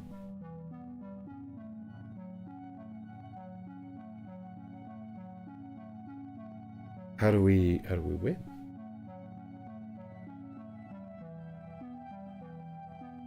So we could put this out here, and then we could pull it back straight away for 2 extra. But then Paul's going to get a bonus card. Unless he draws 0, he's going to get it. So I think that's a waste. We'll just leave it there.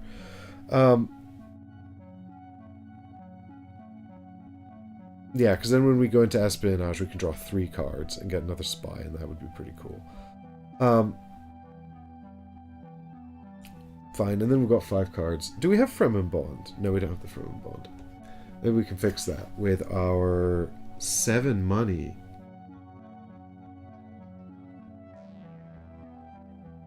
Yeah, we can buy either Unswerving Loyalty, which I like because it's got a soldier on it, and we can buy Maker Keeper, which I also like because it just gets you stuff. I need more influence. I'll buy the Maker Keeper, and that leaves us with 5, and we'll see what else comes out. Oh! I could have bought this. I don't know what it is, but it costs 7, and it's a Fremen card. Why does the game tease me like this? If your deck has 3 or more cards, look at the top 3 cards, draw 1, discard 1, trash 1. That's okay. The bottom of this is really nice. The symbols are nice. This is okay. I would have totally bought that, though, if, Does it say you may? No. It says, if your deck has 3 or more cards, look at the top 3, draw 1, discard 1, trash 1. So that could get you, if you got stuff you don't want to trash. Although I think actually all of the agent text is optional. But I think if you choose to do it, you have to do it in its entirety. You can't do part of it, so you could choose to do nothing with that card. But I think, honestly, you probably want to hold that for the reveal step. I think that's where its real strength is. Anyway, I've got 5 left, and I don't want any of these cards, and now I'm sad. I'll buy an Unswerving Loyalty, just because I'm trying to get those Fremen keywords. Alright, so we could buy the Bene Gesserit Operative. That lets us put out a spy when we play into a Bene Gesserit space. It also gives us a lot of... I'm not super keen on that card either.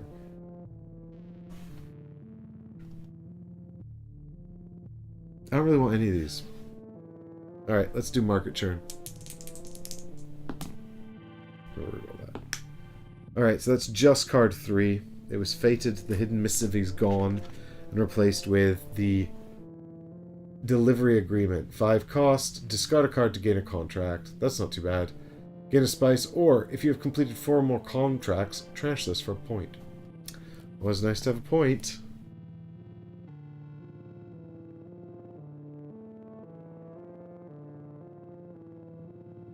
Good. So.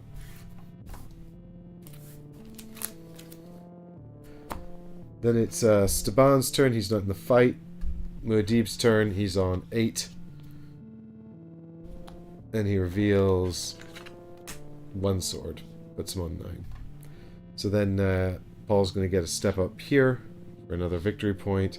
He's going to get an intrigue card, which puts him 1 intrigue card off another victory point. And he can take this and this and trigger them for one more. Damn.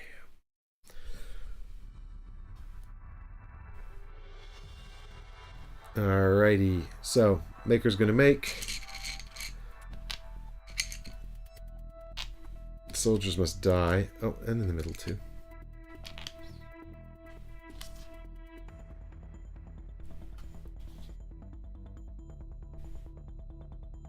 Pass the first player marker around. Get your workers back. I need my sword master.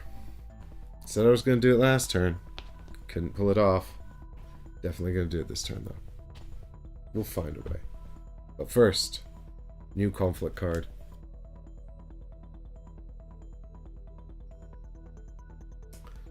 So I like the symbol on this. That gets me a point. I like, the rest is fine. I don't want to commit too big to this. It's fine, but I mean, the points are good. The symbol matching for points is good. But not essential. 5 new cards.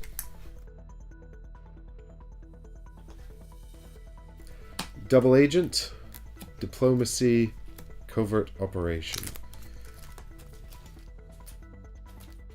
I'm just going to assume that Covert Operation doesn't actually affect the AI, who don't have cards.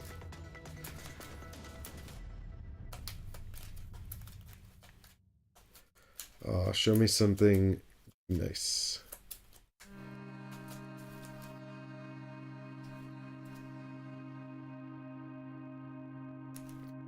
Done quite a good job of trashing my shit, so there should be some good stuff here. Unswerving Loyalty and Shishkali. Alright, well that's good. At least we can get some people into the fight. That should be alright.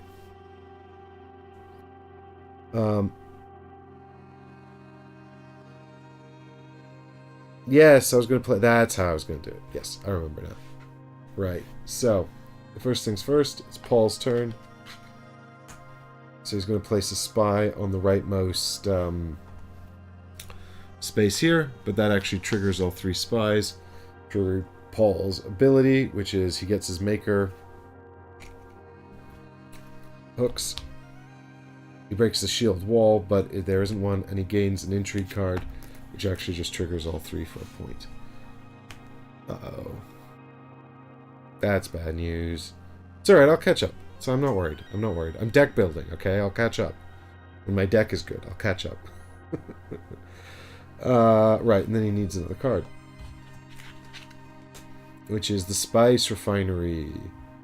So he goes into Spice Refinery, which, because it's his, gets him coin. And he gets to do his ability, which is actually just one step up the Fremen track, which is another point. It falls very hard, okay? Like, he's level 4, and they said I should do level 9. So, I tied with him last time, except then he won the tiebreak. So it wasn't really a tie, but... Anyway, that's fine. I'm going to play Diplomacy. I could play Covert Operation, but I don't want to. Because it's got the spy symbol on it. And I have a spy at the Bene Gesserit, so I could play that to go into the Bene Gesserit. But I want to play Diplomacy because I'm going into Espionage. That lets me put out another spy. I can put this spy anywhere, but I've got a green symbol on the double agent anyway. I also don't want to play Covert Operation because I'd prefer to keep it for the reveal step.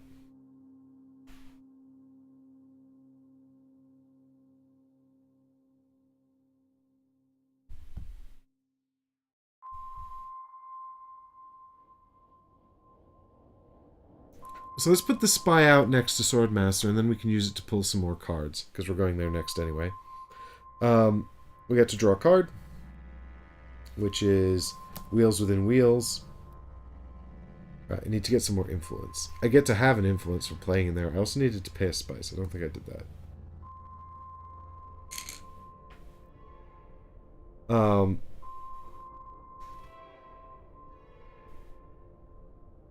And then we get trigger Espionage for 3 coins. The contract for 3 coins. Alright, I think I did that. I did that in an order that was not helpful to help me remember what I was doing. Staban's turn. Right, well he's going to get some spice from the Haga Basin. He doesn't have Maker's hooks, so he just gets 4 spice. Which I think gives him his 7 things. Yeah, it does. So he's going to trade in everything except for the Intrigue card to get his Swordmaster. Way, I'm the last one. Everyone else has got one. Got 2, even. Paul's turn. He's trying to go into espionage. Well, he can't, because I'm there. So instead he's going to deliver supplies. Which is just a step up on the track here, which is another point for Paul. Great. Oh no. And then I will play... I guess I'll play the double agent, because I can trigger these in any order. And if I play the double agent, which is actually also the only card I can play into here. First I have to pay the money, so here's 1, 2, 3, 4, 5, 6 coins for my Swordmaster. Hooray! Last but not least. Then I can trigger the spy to draw 2 cards, which I will do. So we got Calculus of Power and Convincing Argument. And then I can put a spy back out into the place where I am. So that's good. Thanks to the double agent. And that's the end of my turn. So we need to reset this deck for the Automa.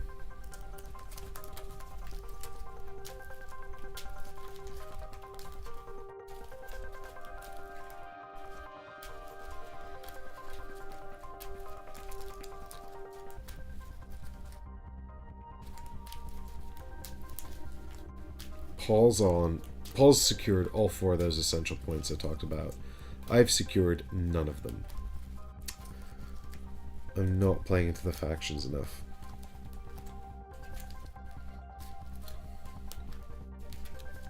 The good news is I have quite a good spy engine this game. I didn't have a good spy engine last game, and I think this is going to help me. I need to play my last Swordmaster into the conflict, though. Literally no one's in the conflict, and I'm playing last. No, I'm playing penultimate, so that should give me a pretty good base. I could also use the Calculus card to smash the double agent for 3 shields. 3 swords. So that'd be pretty good.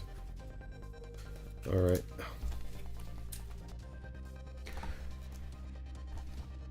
So, let's see what Staban is doing. Highliner. No, he wants to play into the Imperial Basin and get even more spice. 2 spice for him. Good for you.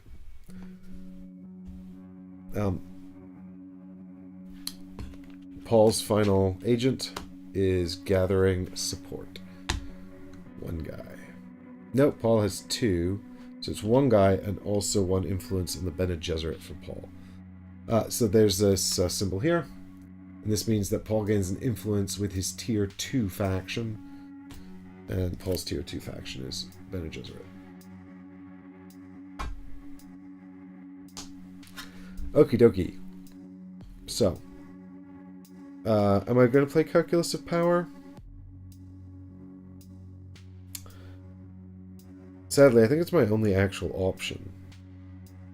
Which is a shame, because I'd quite like to reveal it. It's either that or Shishkali.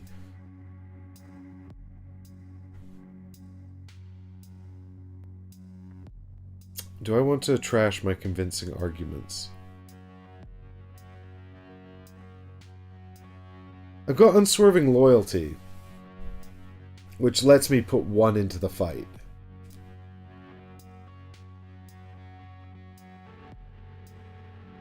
Don't have any money. So actually my only option is Secrets. Sure, screw it. I don't need 2 things, but I need points. So let's play Covert Operations. And just hope that Staban doesn't go in there either, and then I can just get in there with Unswerving Loyalty. We'll find out after this. So we'll go into Secrets, get an Intrigue card. It is an Ornithopter. Have a Spice, or flip one of your face-up conflict cards down for points. This is half of a point if you have a Ornithopter card or a wild conflict card. So where you see that, that means it counts as any of the symbols. That's okay. We'll save that for later. Alright, Staban's final card. Don't go in the fight. Don't go in the fight. Oh, come on. It's the research station, so he's going to add 3.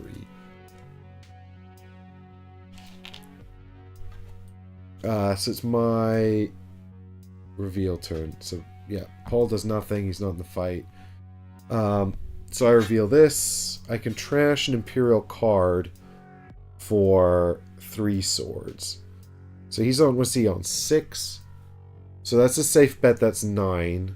I can get to 5. 7. I can get to 7 at best.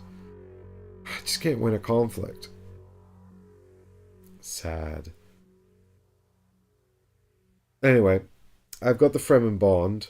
Do I? Yes, I do. I've got the Fremen Bond, so I get to step up here thanks to Shishkali, whose Fremen Bond lets me have 1 influence with the Fremen, which is nice. That's a point. I can now also play into Siege Tabor and get the Maker Hooks. I've got the Fremen Bond on Unswerving Loyalty, which lets me add a guy here, and then I can deploy a Retreat to Troops, so I'll put 1 out to get 2nd place. I've got a Spy, which I think...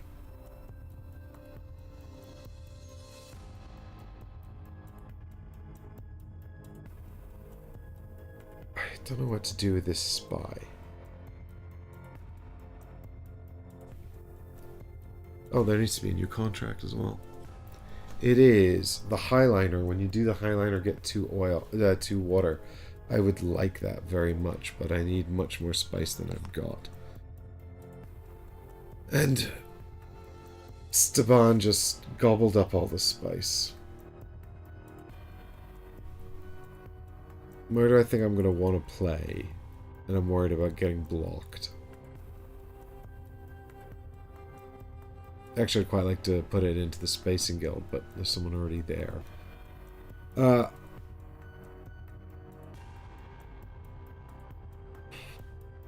Let's put it down here. No, let's put it up in the Emperor, actually, because I do need to get in here to get some influence with the Emperor.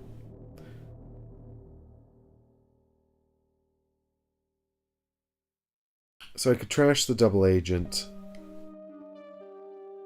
But I don't think I will. So that's 2, 4, 5, 6, 7, 8. So I think we should just buy Long Live the Fighters. Just because it's expensive. And it's available. And then it's another Unswerving Loyalty. And we'll see some card churn from the other players, which is 4 and 6. There's no 6. 4 is Branching Path. And it's replaced with another Truth Trance. Okay, so these are all done. Oh, I could spring the trap. I might spring the trap. Because I'm on... Oh, I forgot to do my swords. I had 2 swords. Yeah, just 2. So I'm on 4. And then Staban is going up to 6. And a bonus card for Staban is 2 more for 8. So if I sprung the trap, I would win this. Yeah, it's worth 2 points to me. Let's just do it. So we get 2... We pull back 2 spies to play Spring the Trap. Just pull back 2 spies, get 7 swords. And we can play this after seeing the results from the AI, so that's good. So we go from 4 to 11. and we pull the win. Staban gets 2 guys onto the planet's surface. These are all dead. He gets a water and 2 Solari.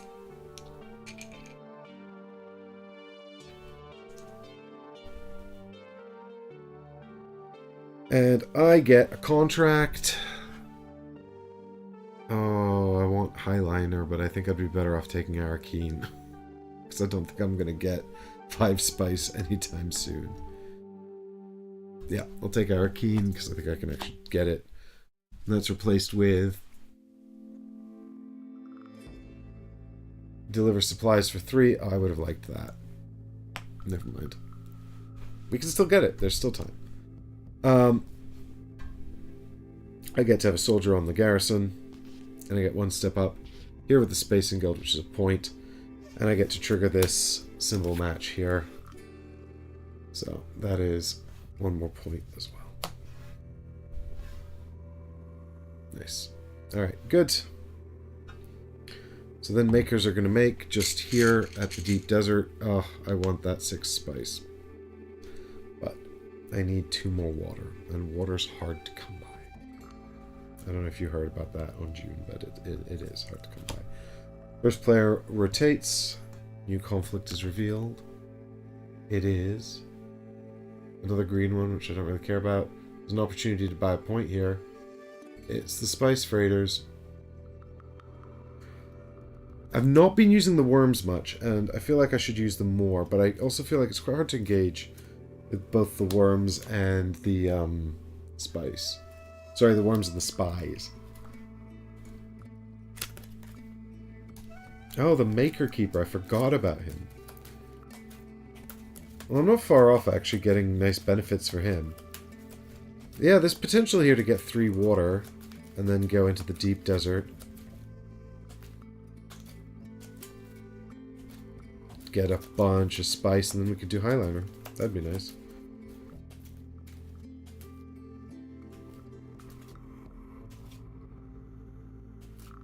Don't know exactly how I'm going to do it, because I need 4 agents. But I'll figure something out.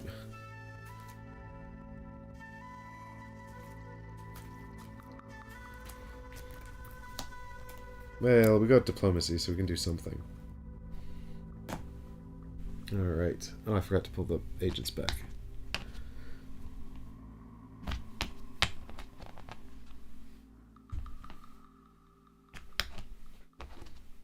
Alright, and I get to go first this round. So, what we want to do really is get 2 influence on the Bene Gesserit for the Maker Keeper.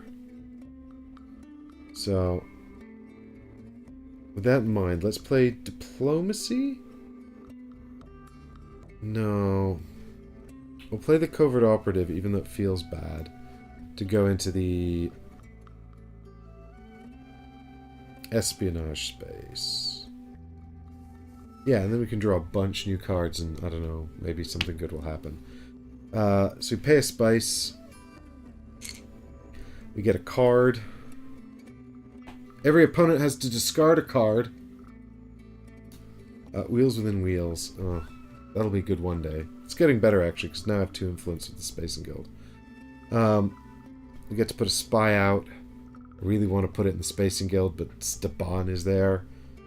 So annoying. So let's put it over here in Arakeen, and then we can draw a bunch of cards when we go in there. If indeed somebody else doesn't take our space. So that's the card in the spy. We get 1 step up here, which is the whole point of going there. To step up here. And I think that's it. Yep. That is it. Yep. Good. Time for Staban. He's got the Siege Tabor, which he can play into. So it's time for him to go and get his Maker Hooks. God, they're just giving them away. He also gets a guy and a water. Oh, and they're actually all going into the fight. Alright, so now he wants to be involved in this battle, eh? Yeah.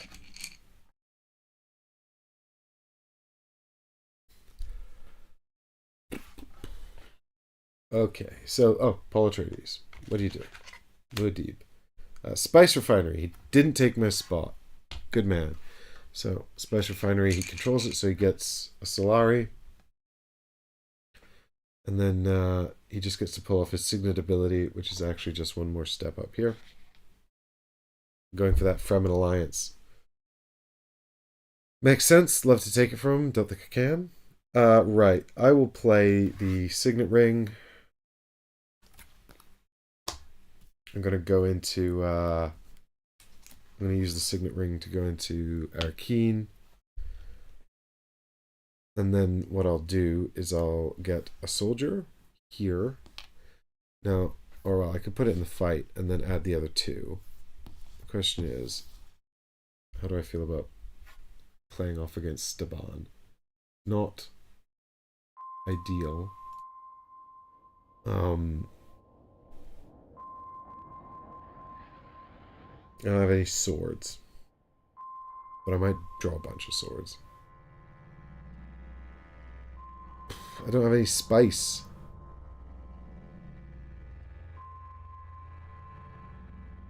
Ah, I've got my Arakeen contract. That lets me get a spy out.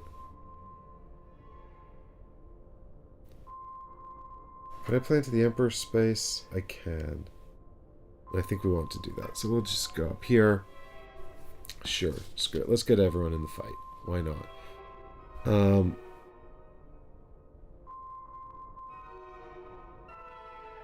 But I get one more guy, which I will not add to the fight. Unless we intend to win this. Ugh, everyone's going in the fight now. Oh, the whole point of this was to get 3 water. How am I planning to do that? I'm not going to be able to do that. I need to come second. And also hope that nobody takes the water space.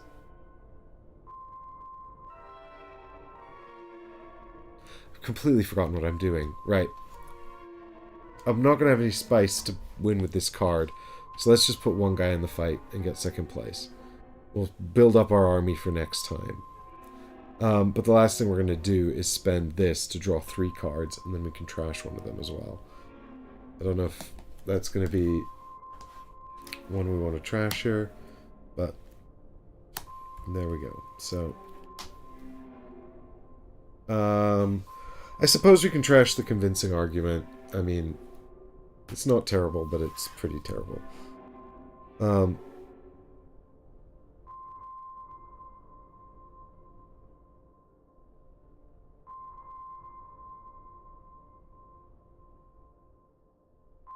Oh yeah, that's what we were supposed to do. That's how we were going to get the water. We're going to play the Maker-Keeper.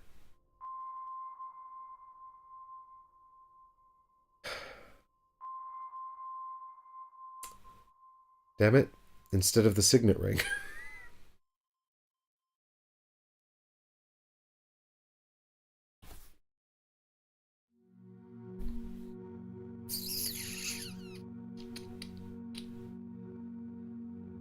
Well, it's fine now. We're not going back. Can't go back. Gotta move on.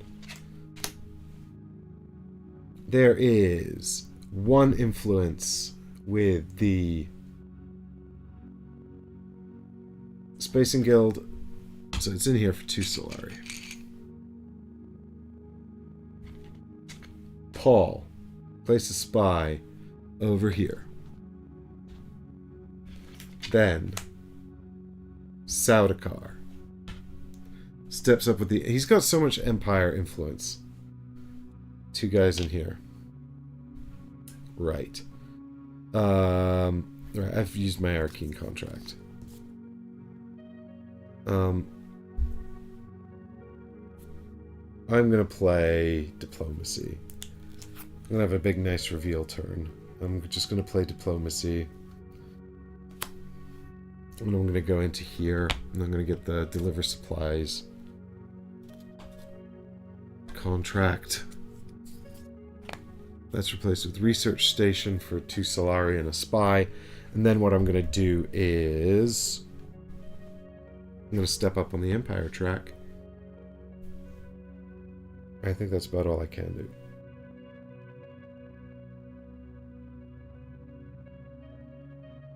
Yep, reveal turn next. Staban, Assembly Hall, doesn't have the influence, so it's just an intrigue card.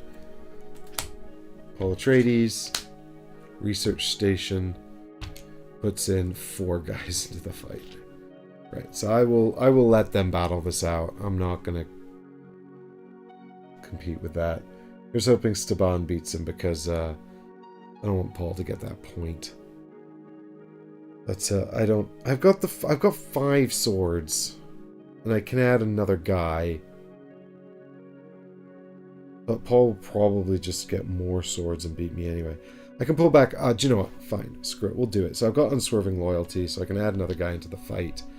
So on the reveal, I've got 9. I've got 4 from the soldiers and another 5 from the swords down here. I also have the Fremen Bond, which let me put that soldier out, but also gives me a step up here. I do quite like that I'm Fade Ralph and I'm competing with Muad'Dib for the Fremen loyalty.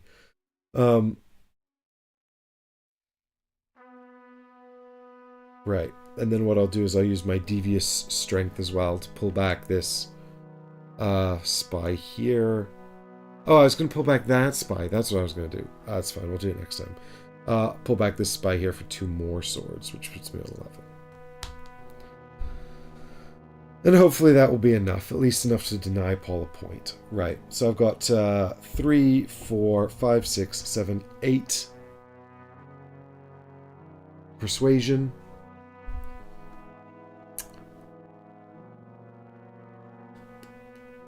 I have completed 4 more contracts, so let's just buy the delivery agreement because we can just trash it for a point when it comes up. 3 left. Oh, I want that too. I don't know why, just because it's expensive. So it's an Emperor and Bene Gesserit card. It says price is no object. Buy it, gain 2 Solari. You may acquire a card to your hand using Solari instead of Persuasion. Oh, that's kind of cool. So you can buy a card using Solari during the round when you play an agent. That's cool. You need a lot of money, though. I'm not really building a money deck, so... Anyway, now we have to do churn. Wait, I could buy 1 more. I've still got 3. But I don't want 1 for 3. Do I want another Unswerving Loyalty? I am quite good at drawing cards, thanks to the spies. I also get to put another spy out, actually, thanks to Wheels Within Wheels. Where am I likely to play?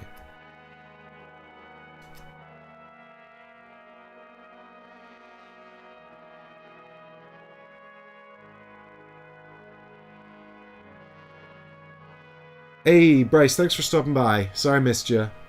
Here's your shout out. How's it going so far? I popped out for a minute.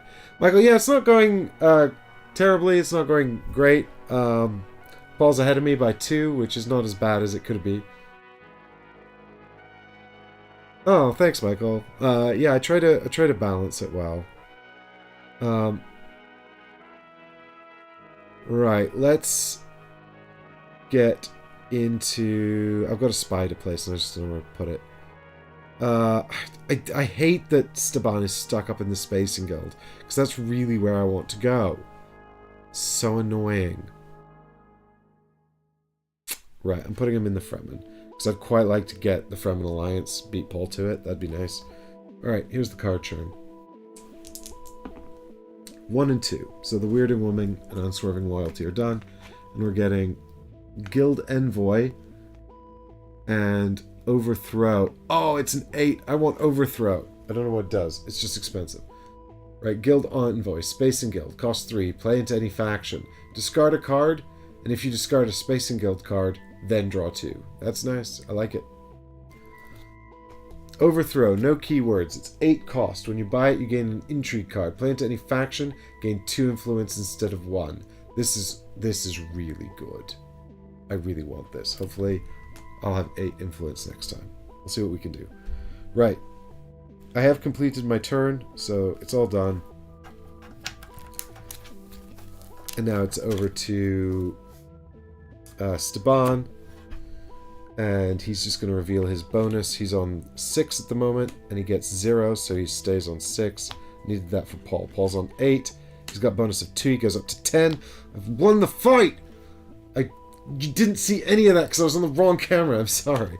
There's Steban's gather support, and Paul got 2 here. So, fortunately, I've managed to win this fight, which means I can't even do this. I don't even know what I was thinking. I really just wanted to deny Paul the point. Paul is actually just gaining a water, which is still basically a point for him. A spice and a soldier into his garrison.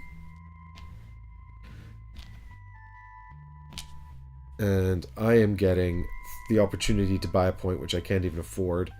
But I do get a step up on a track somewhere, and I'd like to step up here. No! Grab the alliance, get the water. Yeah, step up here, grab the Fremen alliance for a point, get a water. We're one step closer to that deep desert spice, if they don't steal it before I can get it, which I think will happen. Alright, and at least we got one more symbol for our symbol matching game. Makers make, which is all of them.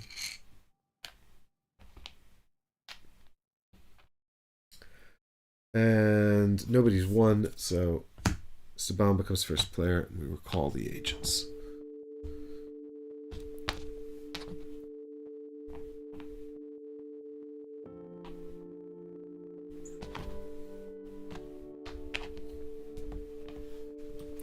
This is an alternate history where apparently Fade Ralpha has the Fremen Alliance. Very bizarre. Alright.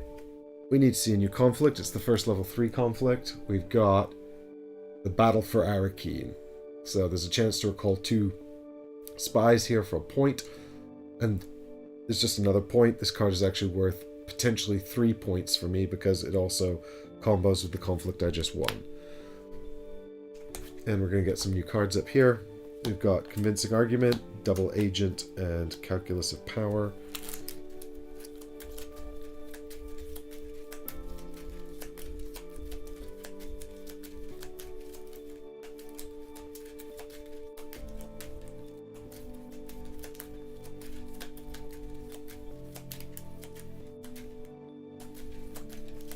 Oh, 7 spice. That's tasty. Don't think I'm gonna get it. I just don't see it happening.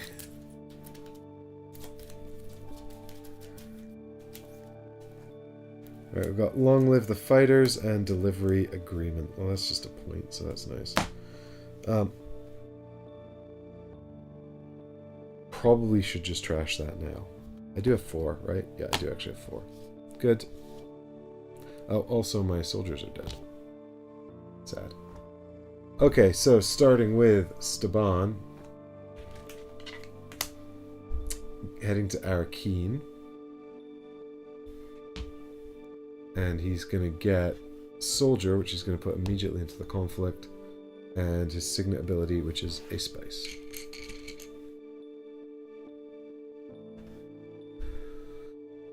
Okay. Paul.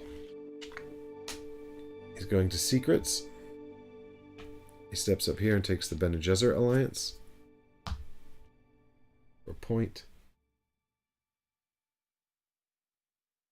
Now it's me. Right. What was my plan? Get water. I can't. Because I don't have the Spacing Guild. I don't even have 2 Solari. It's not good. Oh, do you know what I can do?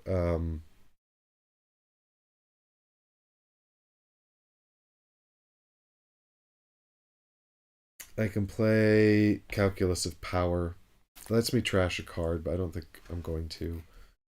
I can play Calculus of Power to go into the Siege Tabor, which gets me my Maker's Hook. This would be a good turn to get Spice Worms. I get to have a soldier who I can put into the fight. I'll add 2 more because this is a big deal. And I get a water. So now I've got my 3 water. So, Nobody go to deep desert. If you go deep desert, I'll kill you, card game. Alright, it's Siege Tabor. He can't go there. It's Siege Tabor again. He still can't go there. It's deep desert! God damn it! I hate this game. I'm going home. Oh no, I'm in my house already. This is where I live. Damn it.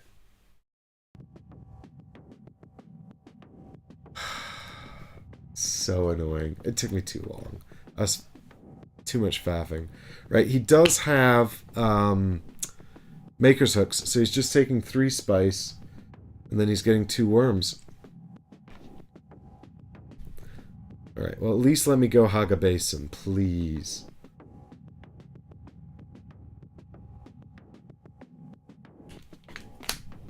Alright, it's dutiful service for Paul, which gets him the alliance with the Emperor. Paul's just busy diplomacying. He's going to win the game if we're not careful. Right, so now I can't get into deep desert for all my glory. So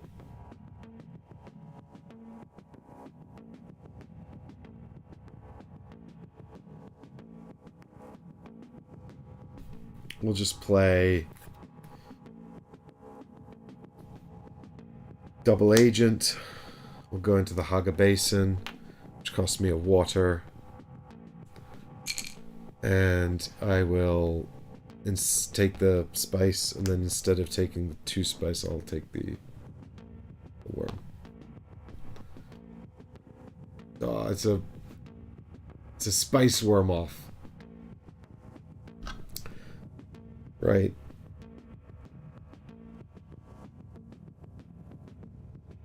And then I actually don't have... If I don't play Delivery Agreement, I have to play Long Live the Fighters. Well, let's see what happens. I get to play last, which is good. It's Steban's turn.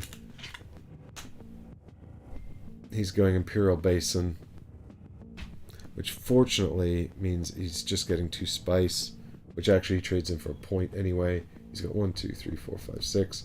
2 gives him 8, so he gets a point and lives with 1. Which is actually good, because he's not doing very well, I've just realized. I don't know how he's managed to do so poorly.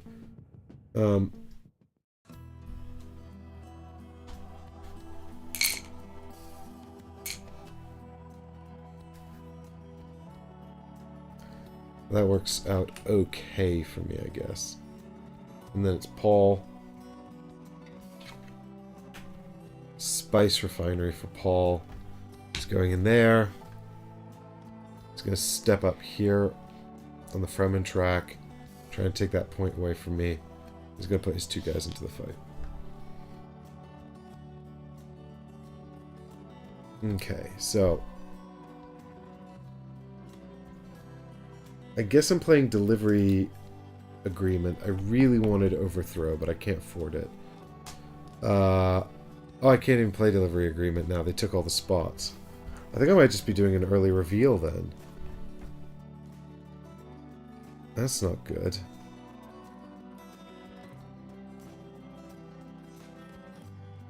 I could play Long Live the Fighters. Look at the top 3 cards in my deck.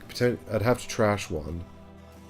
But I could draw 1, and then I could draw 3 more cards. Or I could play into Desert Tactics. Add 2 more guys to the fight. I mean, it is a big deal. If I win this, it's like... Oh, but then I don't have enough spies to pull back. But if I play into Fremkit, I can add that 1 guy. Am I going to draw 3 swords worth of cards, though? Oh, I really didn't get a good hand this round. I also placed my spies poorly. The spies are surprisingly weighty. What am I on? I'm actually completely tied with Steban.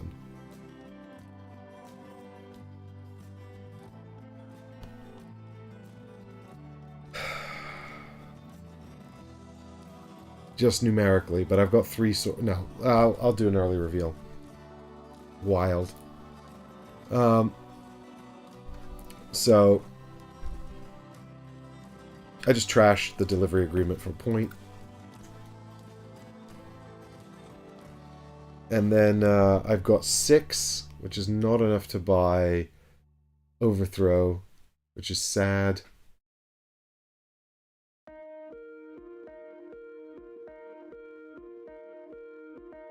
I guess I'll buy the Guild Envoy. 3. And reveal Ecological Testing Station.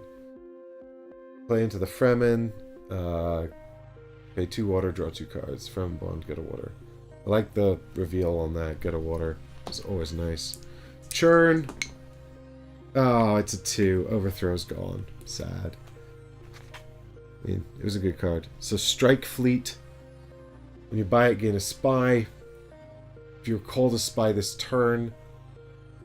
So when you play, if you play an agent into a space, because this has only got spy symbols, so you have to play an agent into a space with a spy. If you recall that spy, either to draw cards or play with someone else, you get 3 soldiers, which is nice. It's got 3 swords on it too. Nice. Alright, now I've got 3 swords on Long Live the Fighters. So that puts me on 11.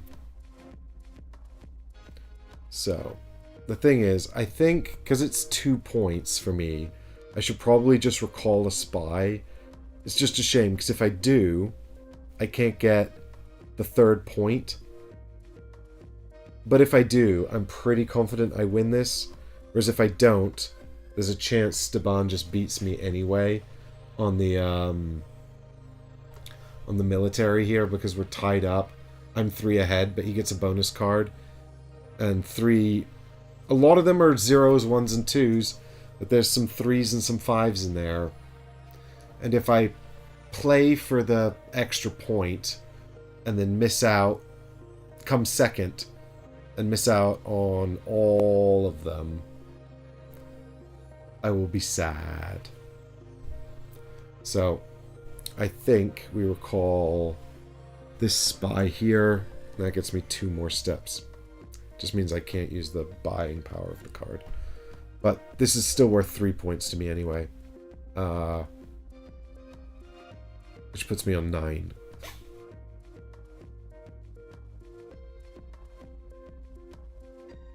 So, that's me. Over to Staban. So that was me debating whether to use Fade Ralpha's Devious Strength strategy, because it would leave me with too few spies to use this ability on the combat card. Right. So now it's time for Staban. He's on 8. If he pulls a 5, it's GG to Muad'Dib. Oh, it's a 3. That puts him on 11. We would have tied. So I'm incredibly pleased I did that. Alright, and then it's Paul. Paul's on 4. And he gets a bonus card, which is 4 again, so he goes up to 8. It's a good effort from Paul. So, that is actually a shed load of points for... it's going to be 2 points for Staban as well, because he takes second place, which gets him 2 intrigue cards. Everything is doubled because he's got at least 1 Spice Worm. So he gets 2 intrigue cards. He trades 3 for a point because he's the AI. So 1 goes away. He steps up. Then he gets 1 Spice, which is meaningless to him at this time. And then he gets 6 Solari. He trades 7 for a point. So he actually just pays 1. Gets another point. So the AI, once they've unlocked... So when they collect 7 things, and the things are the 3 resources plus intrigue cards. When they collect 7 things, they get their Swordmaster. And then once they've got the Swordmaster, the things become separate pools. And if they hit 3 water, it's a point.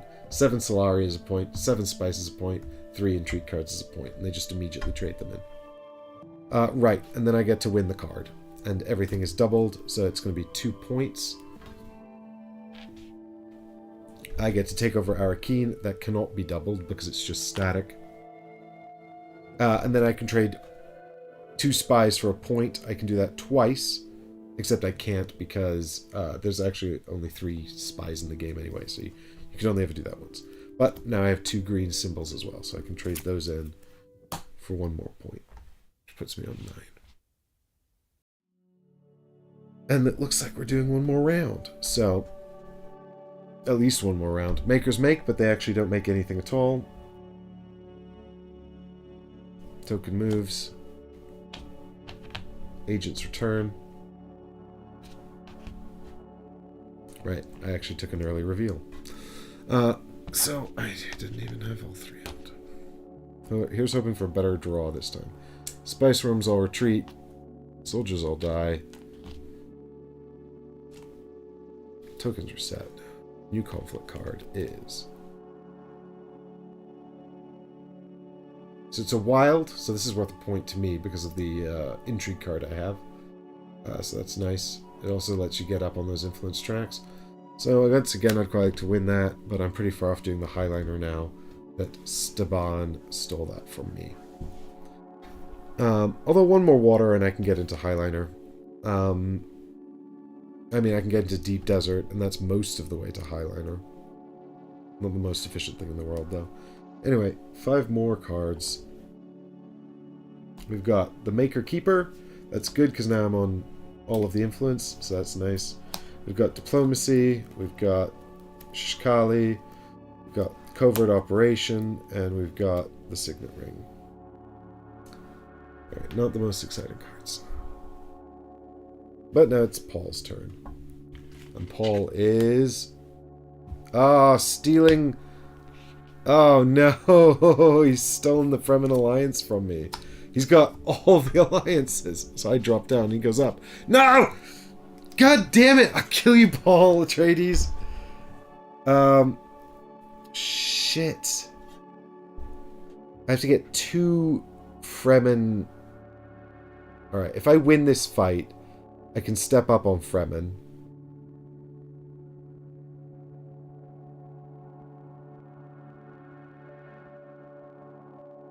So maybe we just play for a big fight.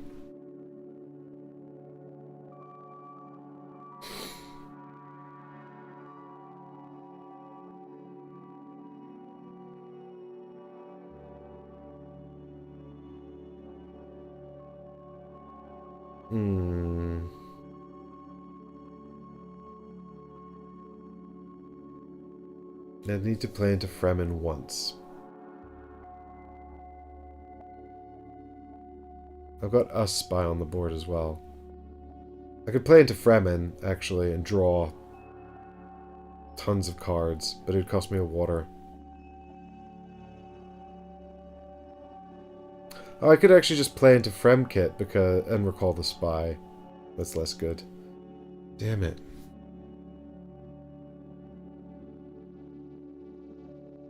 Ah, Paul Atreides just totally blocked me. He didn't block me, I mean, god damn it. I should have known this would happen.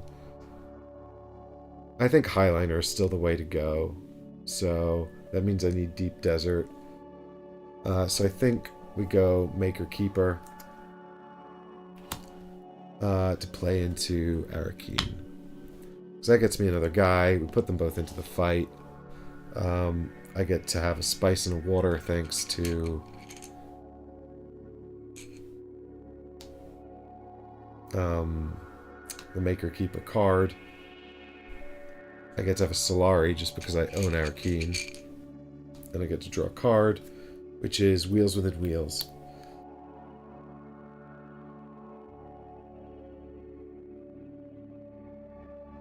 That alliance move was a big swing, though. Alright. Staban. Desert Tactics. He's taking the other Fremen spot. Staban, you're not even in this conflict. What are you doing, mate? So he gets 1 guy into the conflict, and that's it. Not his best play. Ah, Paul Atreides. Well, he's blocked me at highliner. God damn it. 5 guys into the fight. God damn it. Paul's won this again. hate playing this with Paul. He's too good. I don't know how they did it. I don't know how they did these cards where they work out like this. Alright, so he's on 10 to my 4. So if I'm going to beat him, I need...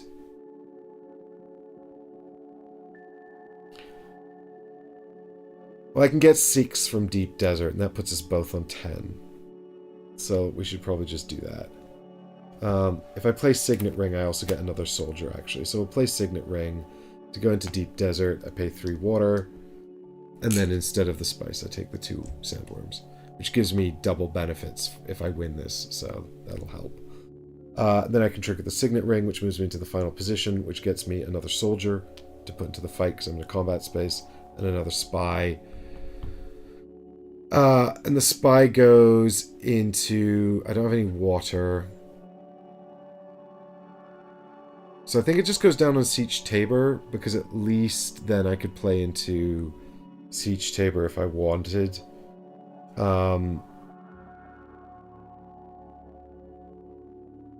Oh, actually, do you know what? I should put it down. No, we should put it on Siege Tabor, because I can... winning this conflict is everything. I've got to win this conflict. That's game.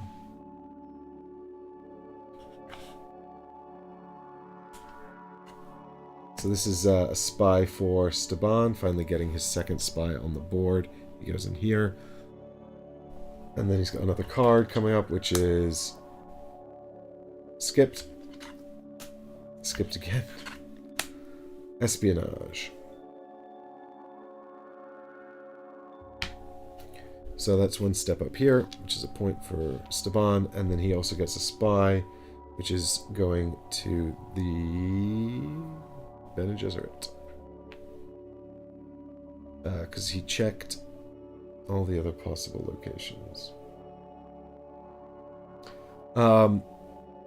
So just to be clear, he wanted to go Spacing Guild, he can't because he's there. He wanted to go Fremen next, he can't because I'm there, so Bene Gesserit was his third choice. Okay, so that's him. Now it's time for Paul. He's trying to go Highlander again, but he can't, so he draws a new card. He's trying to go Highlander again, but he can't, so he draws a new card. So he's getting a spy out, and then he's drawing another card. Arakeen, right, he can't go there, I'm there, so it's a new card. Deep Desert, can't go there, I wouldn't go there anyway. So he's going Fremkit, he can't go there either, so we're resetting the deck.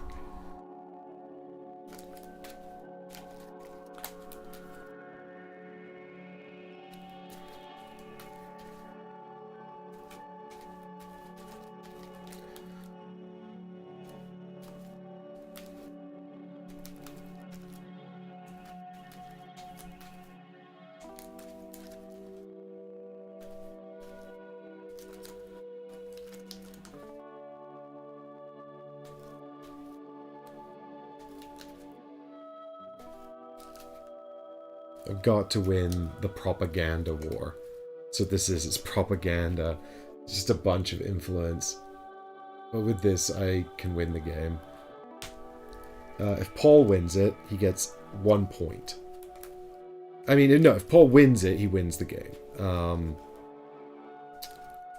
Whereas, if I win it, Paul will get 1 point, which will put him on 10. But I can steal 1 away from him anyway, because I can get back in charge of the Fremen. And I can get up to on the Emperor track as well. And I can complete my Ornithopter endgame scoring as well, so that'd put me well ahead.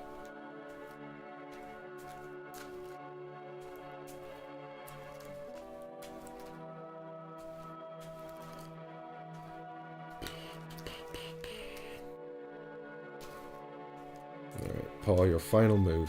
After attempting Highliner 3 times, desperately trying to get on that Highliner, Paul goes to the Sardaukar, which reinforces a lead he already has and gives him 2 more soldiers, fortunately not into the fight.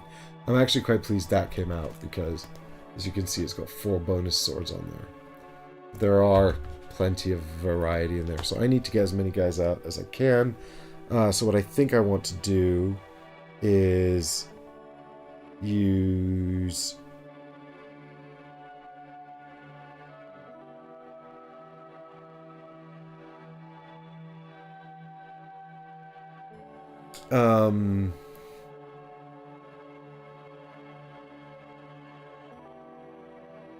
wheels within wheels to play into the siege tabor, I guess.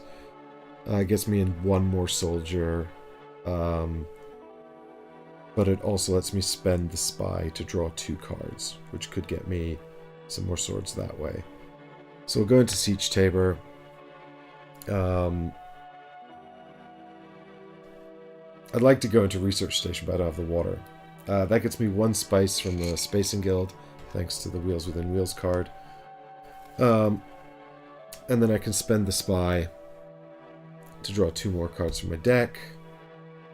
First one is Unswerving Loyalty. That's helpful if I've got From and Bond, which I do thanks to Shishkali, and the Master Keeper, Maker Keeper.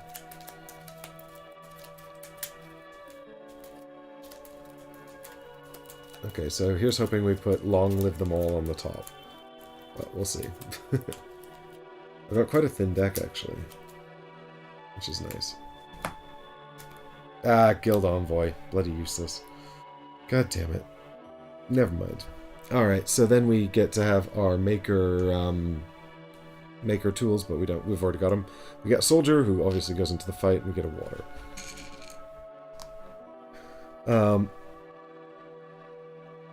And that's that.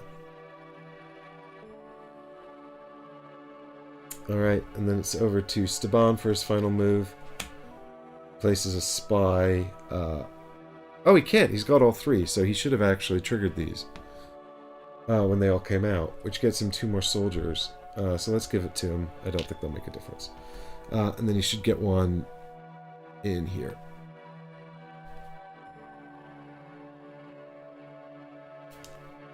And then he pulls again, and he gets Accept Contract. So he heads into... He's still only got 1 influence to the Spacing Guild. So he heads in here for 2 Solari. Right. And then it's my reveal step. So I've got these. So I've got the Fremen Bond, actually, with Shishkali, which lets me go 1 step up here, tying with Paul again for Fremen Leader. And then I can deploy or retreat a troop thanks to the Fremen Bond and Unswerving Loyalty, so I'll deploy another troop. And then I've got 3 Persuasion plus 2. So I might as well take the 5 I've got and buy the Strike Fleet, which lets me put out a spy. It doesn't matter where I put this. I'll put it here.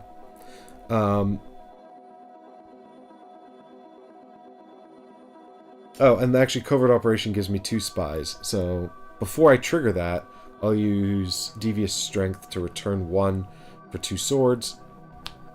And then I'll put them back out with a Covert Operation. Not that it really matters at this point. Right, and then I've got 2 more swords from Shishkali, so that puts me on 4, plus whatever I have here, which is 6 from the Spice Worms, and I've got 5 soldiers as well, so that's 10, so that's 16, for a grand total of 20. And hopefully that's enough. And then it's Staban, who's on 6. He gets 8. And then it's Paul, who's on 10. He gets 13.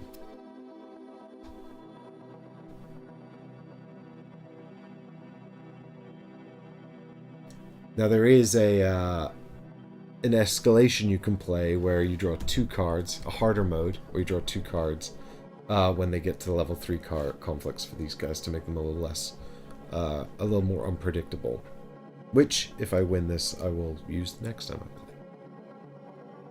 play. So Paul comes second, so he gets an Intrigue card, which does nothing for him, and 3 Spice, which combos with the 4 he's got to give him 7, so he gets a point.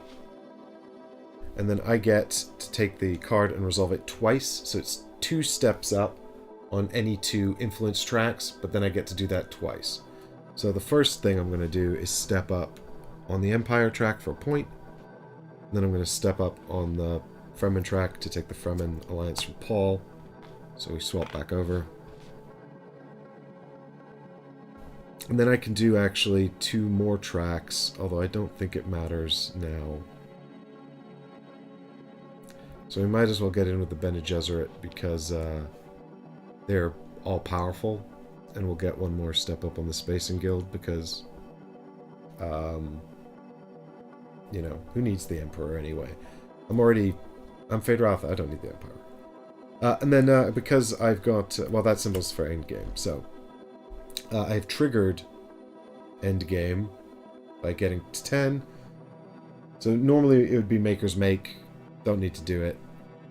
Then we go to check endgame. I've triggered endgame with my 10 to Paul's 9. But then I can also reveal endgame scoring where I've actually got 1 more, thanks to this intrigue card comboing with the final battle that I just won. So flip one of your face-up cards face down for a point, which I can. So this one goes face down, that's the point, and that's the game. 11 to 9 and 5. So 9 and 5 is the difference between 4 and 9. I mean, it's kind of amazing, actually. It's like inverted. Like, he got basically 5 points, and Paul got 9 points.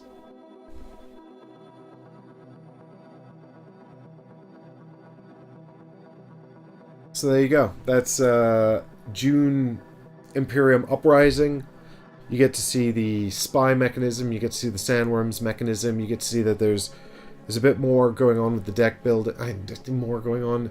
The decks have more keywords that are important. And of course you've got the contracts element as well. So my next step is to mash everything together and see what that looks like. But that's something I'll do another day, and then I'll let you know how I got on. But in the meantime, thanks everyone so much for watching. I really appreciate it. Hope you've enjoyed the game. I'm pleased to have won the one I played on stream. Like I said, in my practice game, I tied with Paul, and then he broke the tie using Spice. So next time I play, I'll just have to add in some of those variants. I do like the solo mode on this. I can't imagine really ever playing it on my own. I only really played it because I'm doing it for the show. But I think if I were into solo gaming, and I had this as sort of a hybrid of something I wanted to play solo and also play with other people, I think I really like how quick and abstracted the card play is for resolution. I like how effectively it captures the feel of the actual game. I wish that the conflict was a little more telegraphed. I don't think it's because the AI abstracts all of the resources away, and you can't tell what spots they're going to go to or anything. You can't tell when they're pushing for the 5 spice to get the highliner, and things like that. So, you know, so it's just or when they're pushing for, basically when they're gathering spice. I mean, that's what you do. You look for people gathering spice, and you know they don't. They tend to start with almost nothing in their garrison, then just get lots of soldiers out. So the combat in the solo mode feels a little bit more unpredictable, which I like less. I like it when it's predictable and not predictable, but you know, I like it in the multiplayer mode where it's a little more telegraphed, and also real people are a little more cagey about getting sort of all in on the fight, or maybe saving their soldiers for later, you know, for pushing for a card that's really worth a lot to them. And I think that the symbol matching on the conflicts will make that a little bit more interesting, a little bit more dynamic. Also, it seems shorter. Like, both of the solo games I've played have ended on round 8. I think there's a slightly higher escalation of points in this, which is, I think, a potentially good thing. But we'll have to see. Enjoy the whole thing. I'll let you know how it goes. Anyway, thanks everyone so much for watching. If you like the content, please subscribe to the show. It's completely free. And if you want to get more involved, please come and check out the Patreon. I will be doing lots and lots of exciting new stuff on the Patreon in the new year, when there's going to be some big moves going on. So, I mean, it's not that big, but I'll be doing some stuff. It'll be fun. Come check it out. Anyway, I'll see you there. Thanks so much. Bye, everyone.